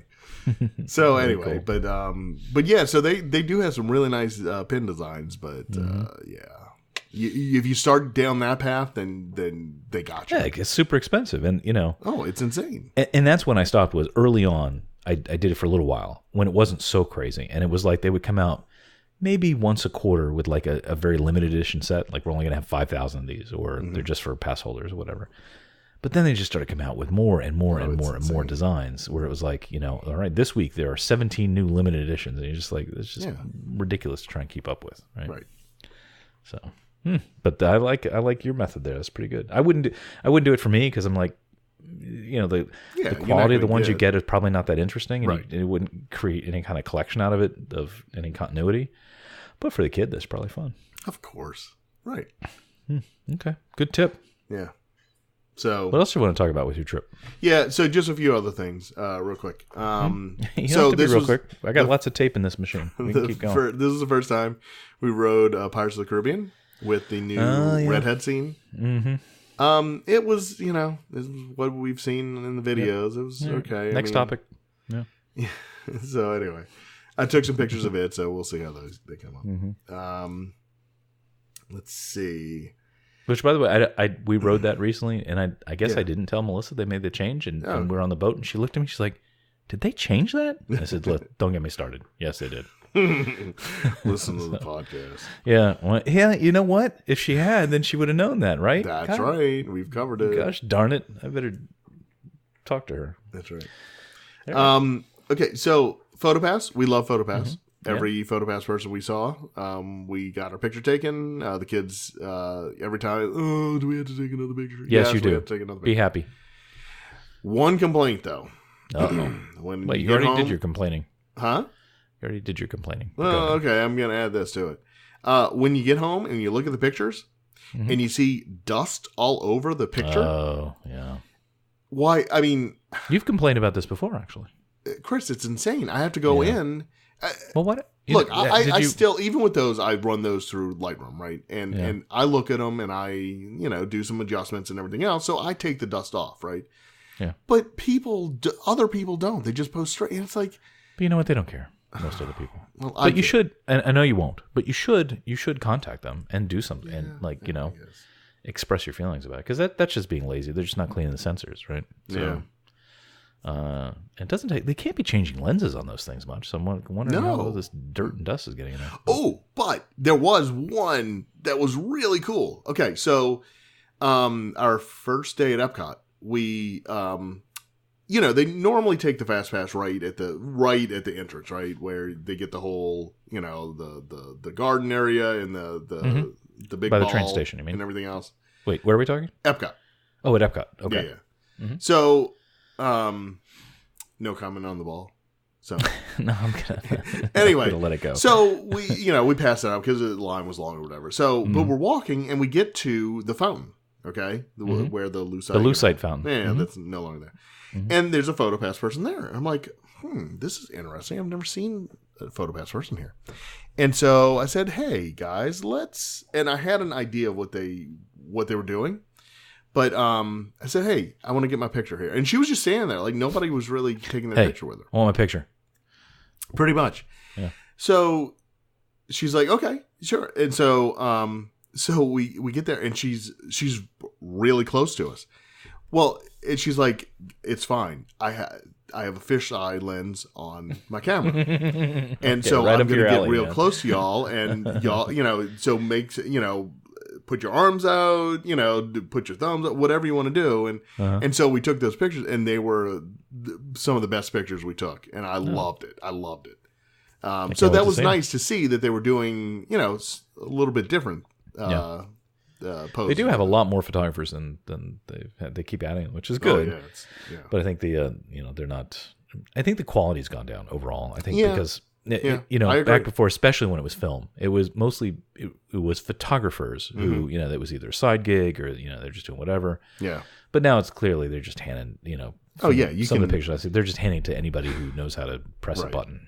Well, I mean, some of the pictures on Main Street with the castle, like, it's zoomed out completely. Right. There's so much sky. It's like, okay, God, come on, really? You couldn't. Yeah, like some of you want to, like, didn't they at least? And I saw it when I went to Baymax or something. It was horrible. And like, can't they just at least put them through some basic training? Or even just watch this video. Here's how, especially because they're staged, right? I mean, they're adding more positions, but they're preset positions. So here's how this picture should look at this location, right? I mean, that's not that hard to do. You should take it over. Can you imagine? That would be an awesome job for you if you were like the guy in charge of PhotoPass stuff. That would be awesome. That'd be a great job for you. It would be. Yeah, I still like PhotoPass. I don't do it I as much love as it. you I do. love it. And that's I'm not complaining, except for the technical part of it of cleaning the goddamn lens. At least you know how to do something about it. Like you said, most people don't. So anyway, how are the lines? Were the lines? The line. So here's the deal. This is why I put this in here, and it's going to wait. Before we get to the lines, let me. I'm just going in order, man. Yeah. So before I get to that, because I'll end with that. Okay. We got the purple wall slushy. Ah, yes. How was it? Delicious? It was. I liked it because I like sweet things, but Tammy did not like it. Megan she dealt with it, but it was purple, and it tasted like a vanilla, like vanilla with. What kind of cookie? Some kind of cookie, like a vanilla maybe cookie. a ginger cookie or something. Okay. Right? Anyway, so it had a definite a cookie flavor in there. Mm-hmm. Okay. So it was good. I enjoyed it. I can't tell if that's good or bad. You're giving facts. No, I I can't liked tell it. if that's a good thing or not. I liked it. I mean, they had a ton of whipped cream on top, and it was purple, and they had the boba ball really thingies sweet. in it. And Did it you was like good. those? Sure, why not? Because it's all just covered in sugar. That's right. Okay. Yeah, but I thought your crew. I thought all your crew would like that. Don't you guys like? Yeah, don't they like I thought desserts so and too. stuff? But they certainly. I mean, Megan drank Megan and I drank it pretty much. Yeah. Okay. Tammy and Gumball did not. Yeah. Let's see. I gotta go try it though. I don't like sweet things. Usually when they have stuff like that, and I didn't think about that when we talk about it, is that boba teas I usually get without any syrup in them. They're just the tea and the tapioca and stuff. So yeah, it's probably loaded with the vanilla syrup, right? Oh yeah. Oh God, yeah. Did you take a selfie with it in front of the purple wall? Oh my goodness, we took so many pictures. Okay. Okay. Good. You'll see. Can't wait to see that. You'll see how purple it is too. All right. Good. And I also got the Mission to S'mores because we talked about it on the podcast when it was. That's the Incredibles tie-in thing. Is that? Or No. It's been no. It's the Tomorrowland themed Joffrey's coffee. Oh, right. Okay. Yeah, it's been there. It has nothing to do with the Incredibles, but okay. I don't know because we talked about it once it was open. We said, Right. "Oh, Mission to S'mores," and so since then I've had it in my head that I want to try it. Mm-hmm. And so we finally tried it, and it was like, so it's like graham crackers. Well, it's the s'mores, right? Graham crackers, right. chocolate, marshmallows, and coffee. And that was good too. It was yummy. That's not coffee though. But No, okay. it's perfect. Yeah, no, that is coffee. That's what That it is should be. no. No, Sir, that is not that coffee. is coffee. If all coffee was like that, I would drink it a lot more. So thankfully, it's not all like that. So anyway. Oh, good. All right. Yeah. So, okay, lines. So what we found was certain days, and I'm trying to think what, so it was the Magic Kingdom, Pirates of the Caribbean. It showed a 30-minute wait. Went to the standby line. We were like, okay, 30 minutes, we'll wait for it. Yeah, we walked right on. Really? Yeah. What else? Something else. There were a few rides, and once I realized what was going on, I wished I had really kept track of it. But there were certain rides that had a wait time of like 34 and even 40 minutes. Like, that's pretty specific. Like half an hour, you say, okay, they're just they're not changing the time or whatever. Right. But like it was like a 40-minute wait. And it was like, okay, we'll wait. And we literally walked maybe 5 minutes at the very most. Wow. And so, but then other parks were they were pretty accurate on the times.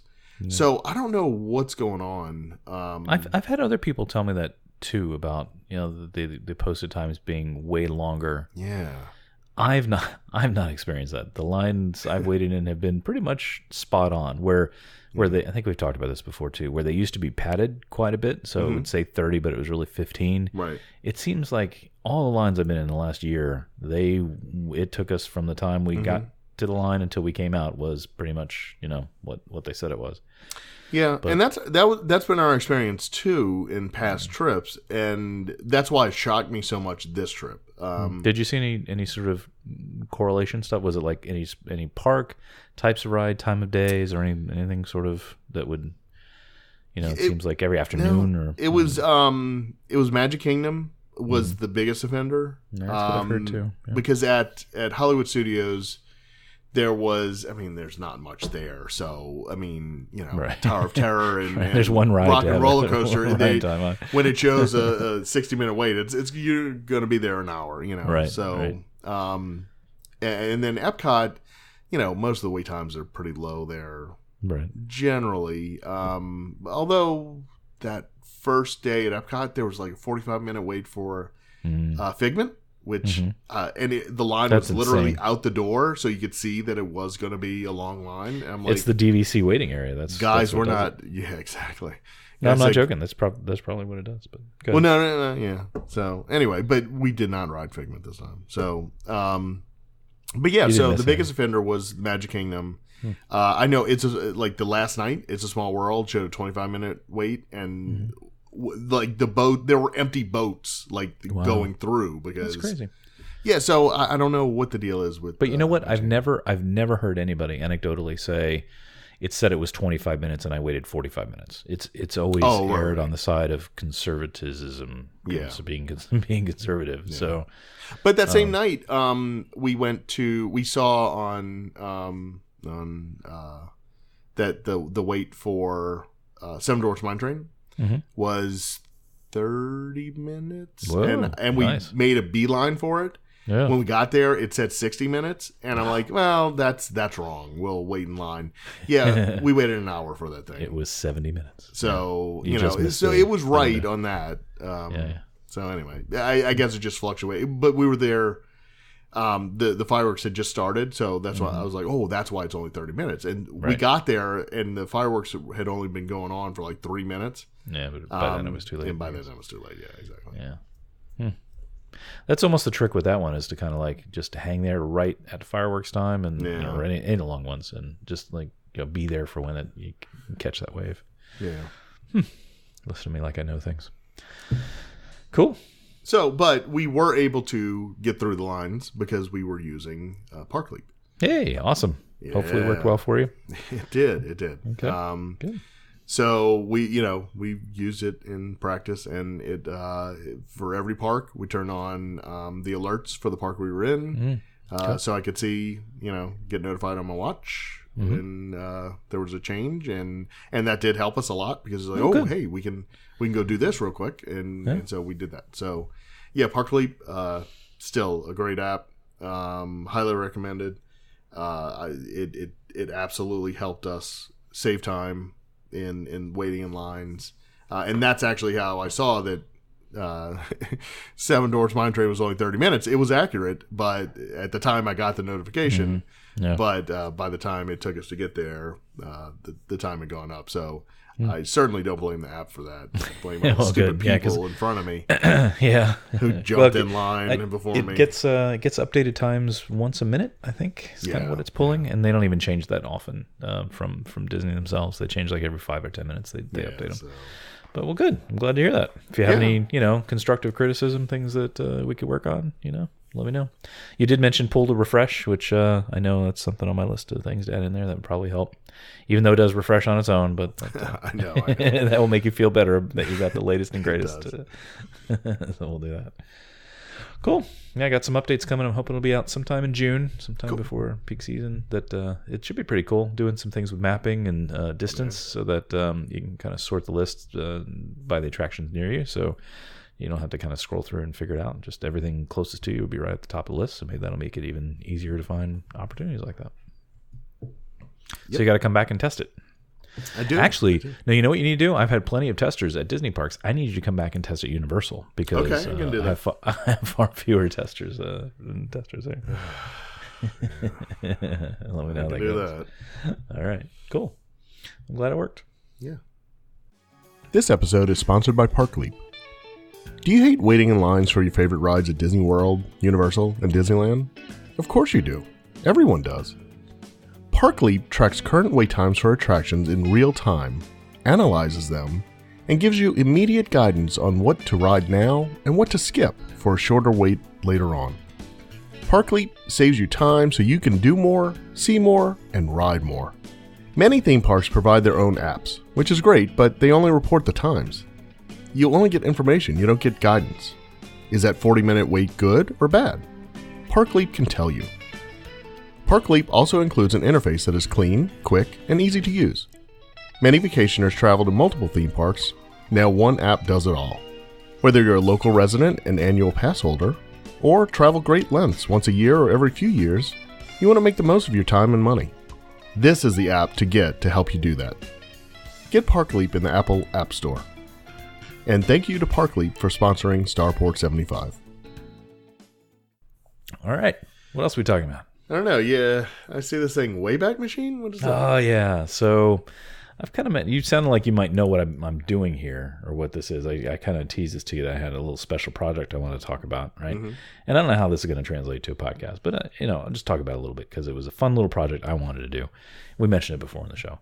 So do you know, I shared a screen with you and you said like, oh, I know what you're doing. And what describe for the people at home, what is the screen you're looking at right now? I am looking at a Windows XP screen. Windows XP, that rolling hill of wonderfulness, greenness, right. And the cloudy skies, right? Haven't seen this in forever. So what do you think this is about? Let's see if you're right. Well, I think it's about the app you wrote ages ago to a countdown app. Oh, okay. I see. Right? No? Yeah. No, it's not. Oh no! But that's I didn't even think about that. But yeah, long ago, it was a vacation countdown thing, Disney World countdown thing.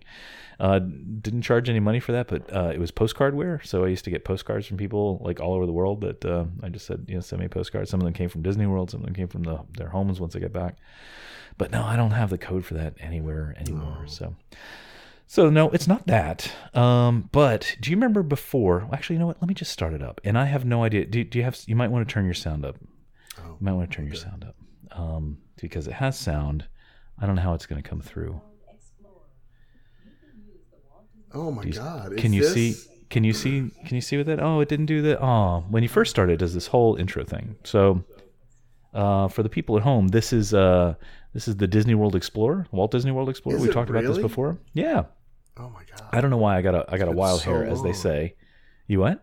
It's been so long since I've seen it. Right. So we talked about this before. This was an application that that we used to have on our, and okay, so I'll explain it like I had to explain to my 6-year-old. So this came in, and it came in today. I found somebody on Amazon selling it, and I'm like, oh, I got to get this.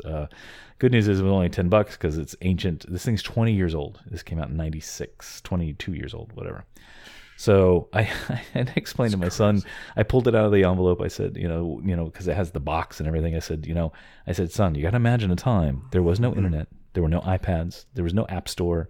That if we had computers, which he knows because there's a billion of them in our house, and we used to, if we wanted an app, we had to go to a store and buy it in a box, and install it, right? And anyway, so I explained to him that back before we lived down here, Mommy and I used to go through this thing to learn all about Disney World before there was internet for things to look on.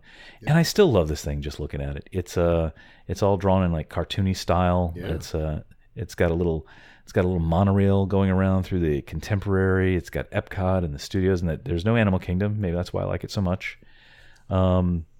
I don't know how well you can see it on the screen share I'm doing, but like you can click in, and you know what? Let's go to where's Space Mountain? Where's Space Mountain? I don't know. Oh, Tomorrowland. In fact, it's even called New Tomorrowland because I guess it was right after when they had done their update.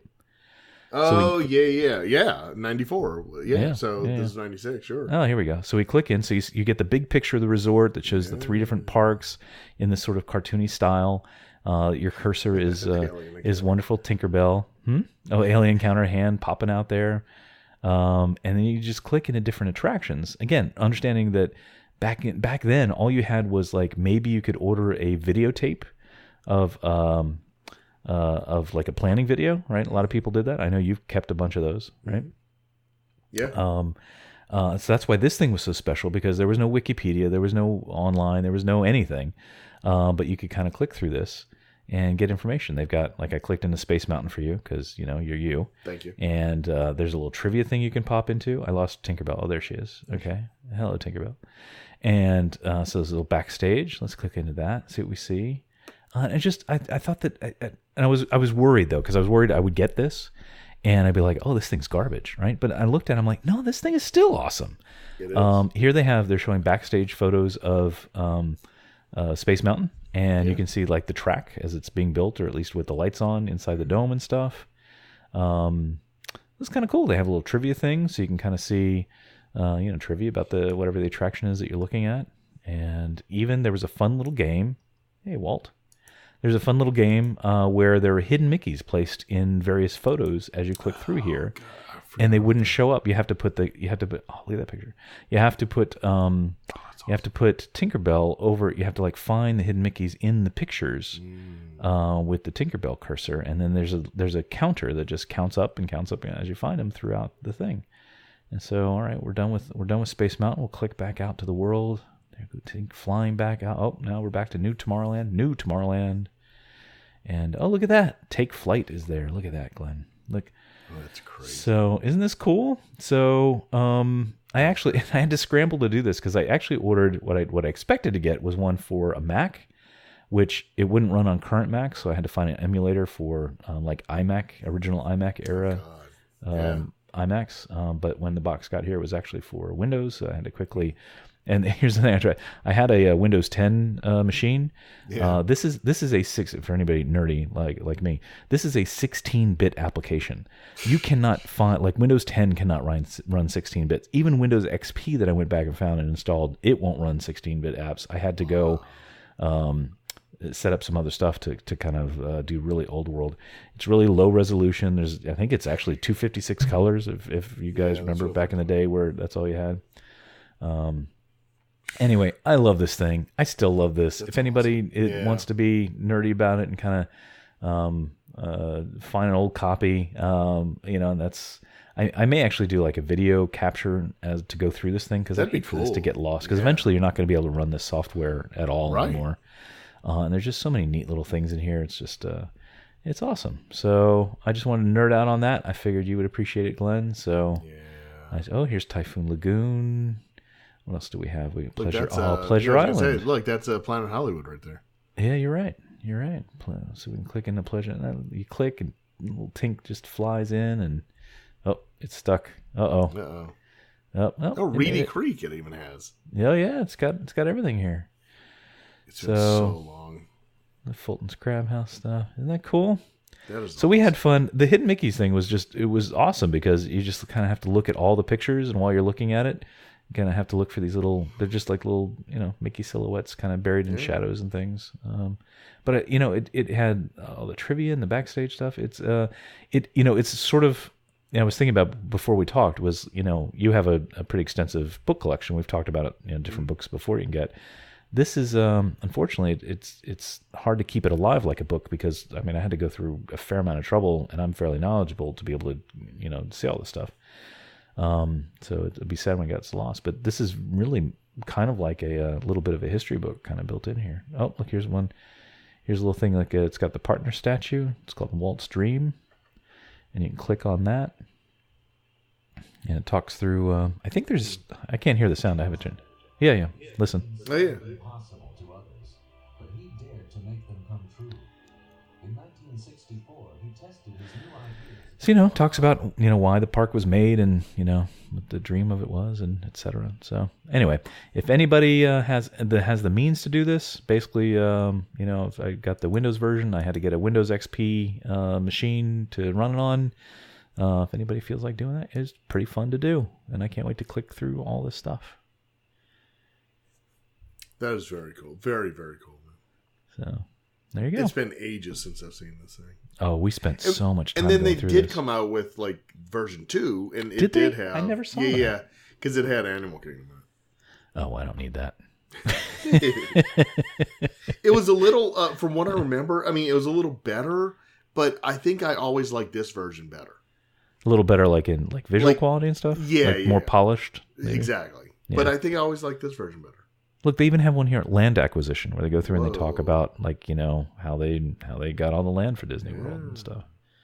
It's pretty neat. Just stuff you just don't find places. So that's very cool. And it was $10 because who the heck wants old software? So you do. There you go.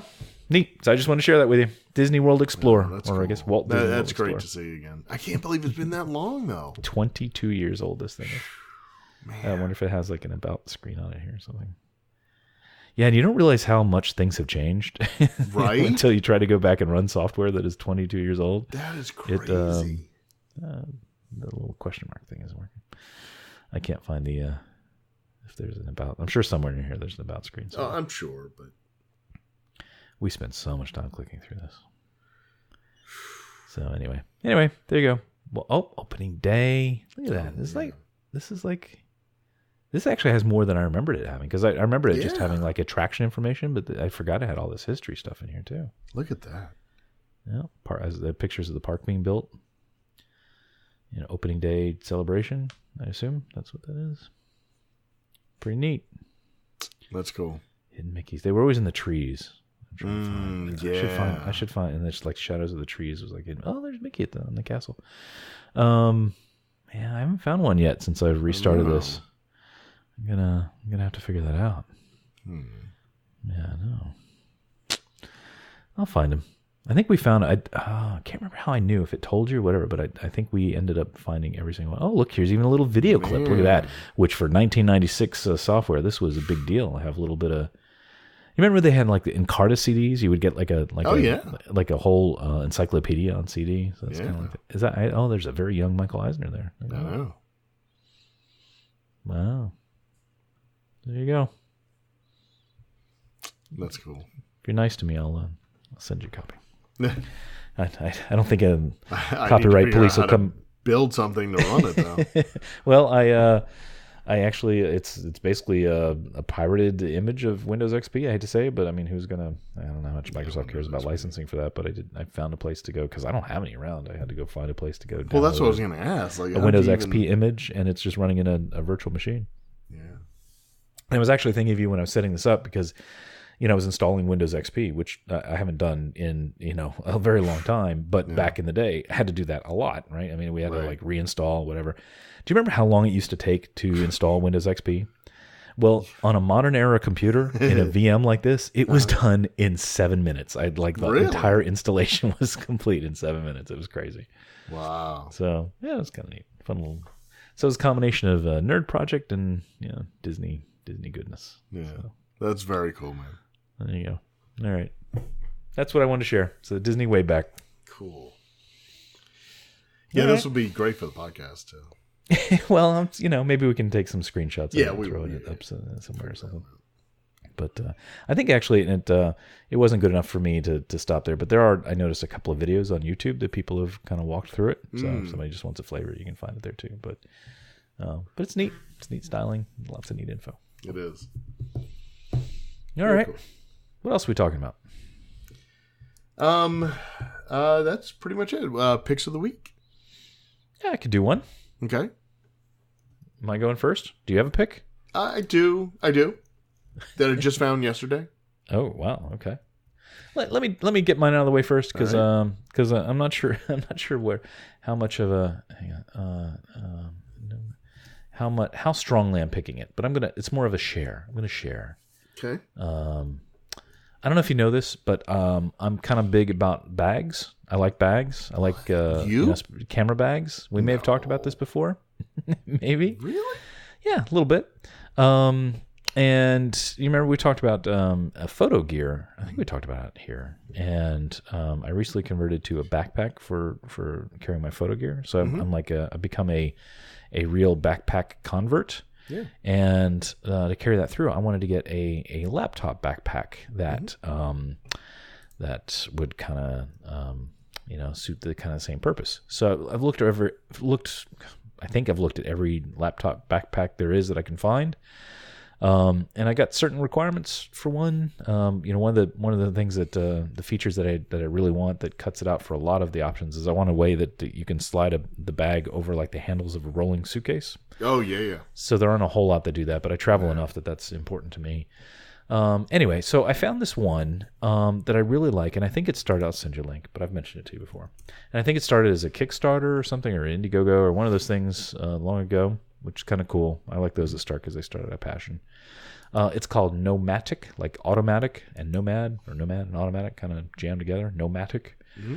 I like them because they're kind of like sleek black. They almost look like a parachute pack for a base jumper or something. They don't have that sort of collegiate look to them. They have a couple different models that they have one that's like more designed for every day, like taken to and from the office, and then another one that's a little bit bigger. That's designed for like an overnight bag. So if you go on like business trips for like a day or two at a time, and you just need one change of clothes and whatever, you can go with that one. It's a little bit bigger. I went with the day carry, kind of to and from the office. I really like it in its layout. It's pretty well thought out.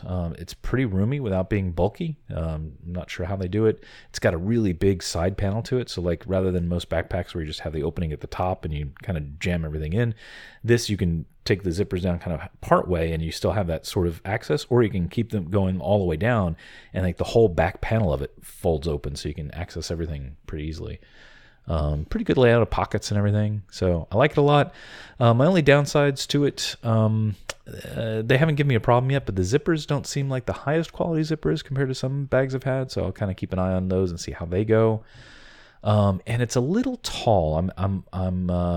It's by backpack standards is not, but the only thing I'm concerned about is flying and how well it's going to fit under the seats.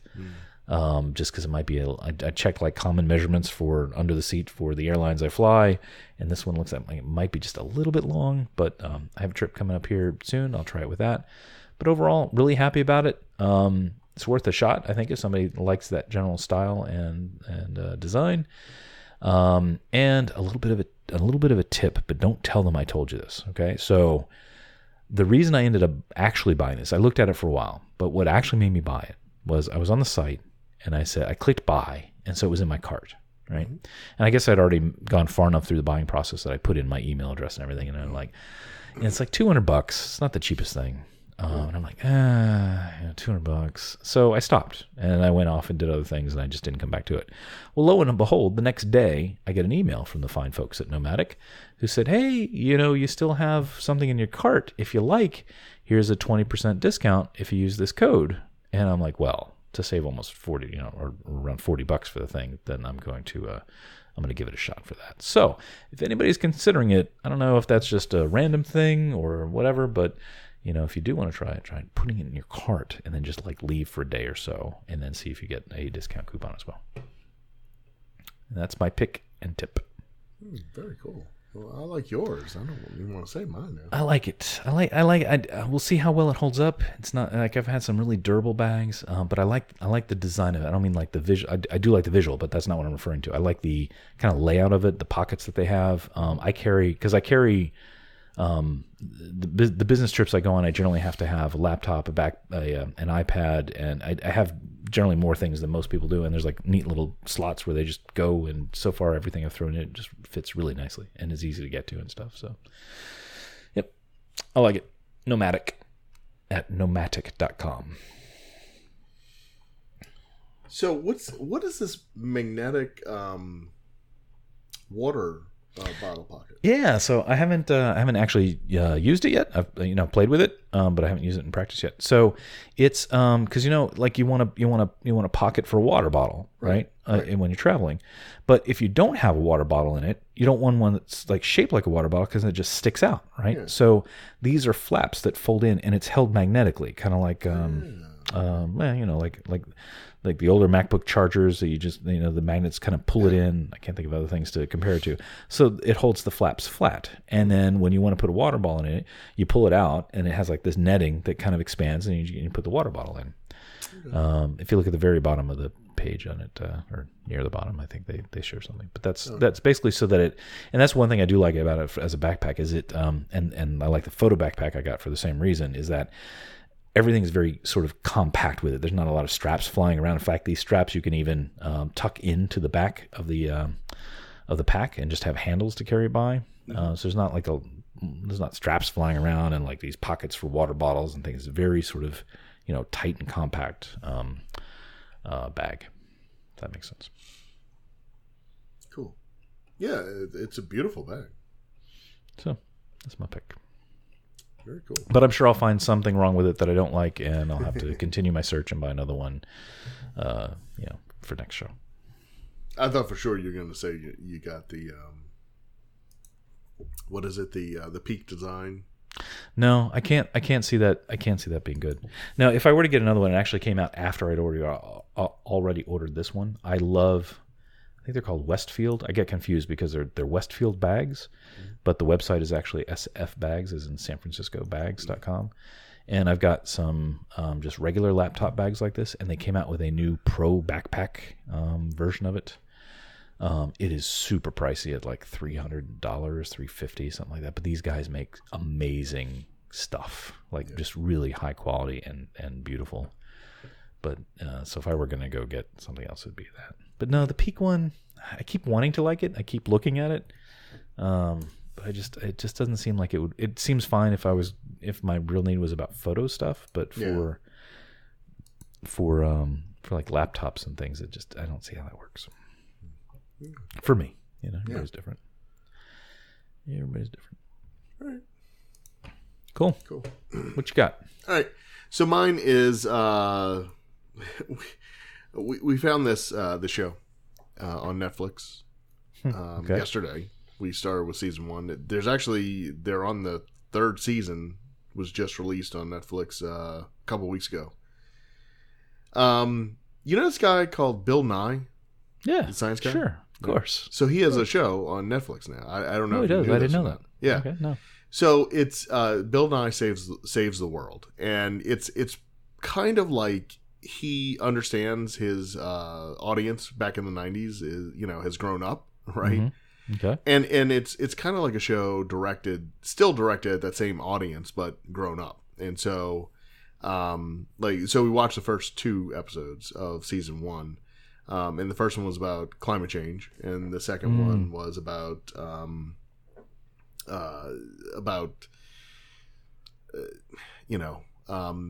holistic medicine and versus scientific medicine. Mm-hmm. And so he generally has like a panel on of independent people, scientists, to talk through, to debate and to talk through the pros and cons of the issues. he has correspondents that go out in the world and talk to people and talk to experts on certain subjects and things like that. So it's like a grown-up Bill Nye the Science Guy show. Okay. It's really well done. It's fun. You know, he's Bill Nye. He's himself. Yeah. And so he's a little wacky, but he's still a lot of fun. And he gets his point across really well.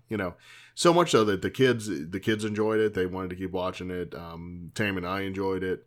So, and I missed that. It was right after me when his show came out when I was growing up.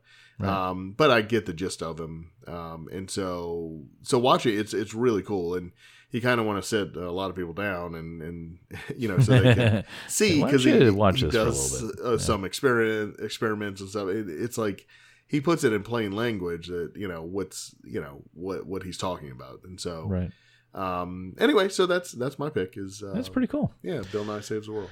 Yeah, we actually my son, my 6-year-old, he's pretty into science and stuff. So I don't remember how it came up, but somehow we talked about Bill Nye, and he knew Bill Nye from the Ellen's Energy Adventure thingamajiggy. Yeah. And may it rest in peace. And so we somehow I don't remember where I found him, but we started watching the original Bill Nye ones, which he really got into before. So cool. Yeah, I thought he was kind of, because I was an adult when that was out, so I didn't pay much attention to it. I wasn't that impressed in the 90s when he was there. I don't know why. I thought it was just because it was kind of silly and whatever. But I have a lot of respect for him now, because he really does. I thought he was just more like an entertainer back then who happened to have some knowledge of science, but it's really kind of the reverse of that. He really does seem to know his science and does it in an entertaining way. So yeah, cool. I'll check that out. Yeah. All right. Sorry, I'm just as we're talking, I'm clicking through on my hidden Mickeys here. I'm up to 2 now. So good. Well, that's good. In case you're wondering, there's one in the Tropical Serenade, also known as the Tiki Room. So that was before Stitch even. Oh, or wait, was it Stitch? No, it was Iago, and I know I'm thinking of Tokyo Disneyland or whatever as Stitch. Yeah, no, it was before they changed. Before Iago and Zazu. Yep. Man. Yep. So far, one at the Swiss Family Treehouse, and nice. So sorry, I'm going to be sucked into this for the next. Yeah, you are. All right. It's all right. So that's it for this episode. Okay. Well, this was fun. I always love hearing. You got to come back, because I love hearing about your trip reports. I go too often for them to be that interesting. So hopefully by the next show I'll have photos done, and by next year, some of those, maybe. We'll see. I took a bunch, so we'll see.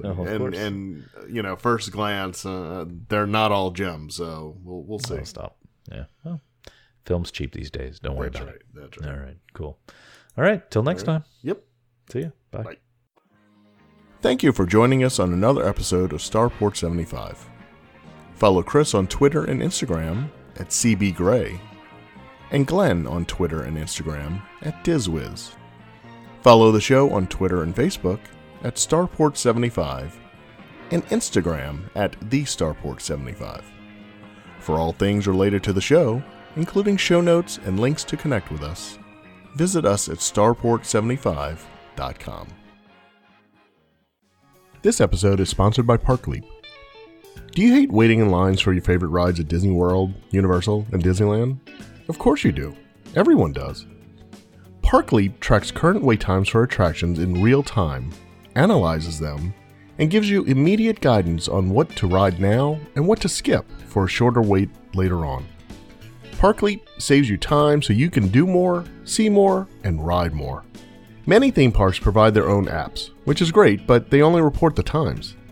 You'll only get information, you don't get guidance. Is that 40-minute wait good or bad? ParkLeap can tell you. ParkLeap also includes an interface that is clean, quick, and easy to use. Many vacationers travel to multiple theme parks. Now one app does it all. Whether you're a local resident and annual pass holder, or travel great lengths once a year or every few years, you want to make the most of your time and money. This is the app to get to help you do that. Get ParkLeap in the Apple App Store. And thank you to ParkLeap for sponsoring Starport 75.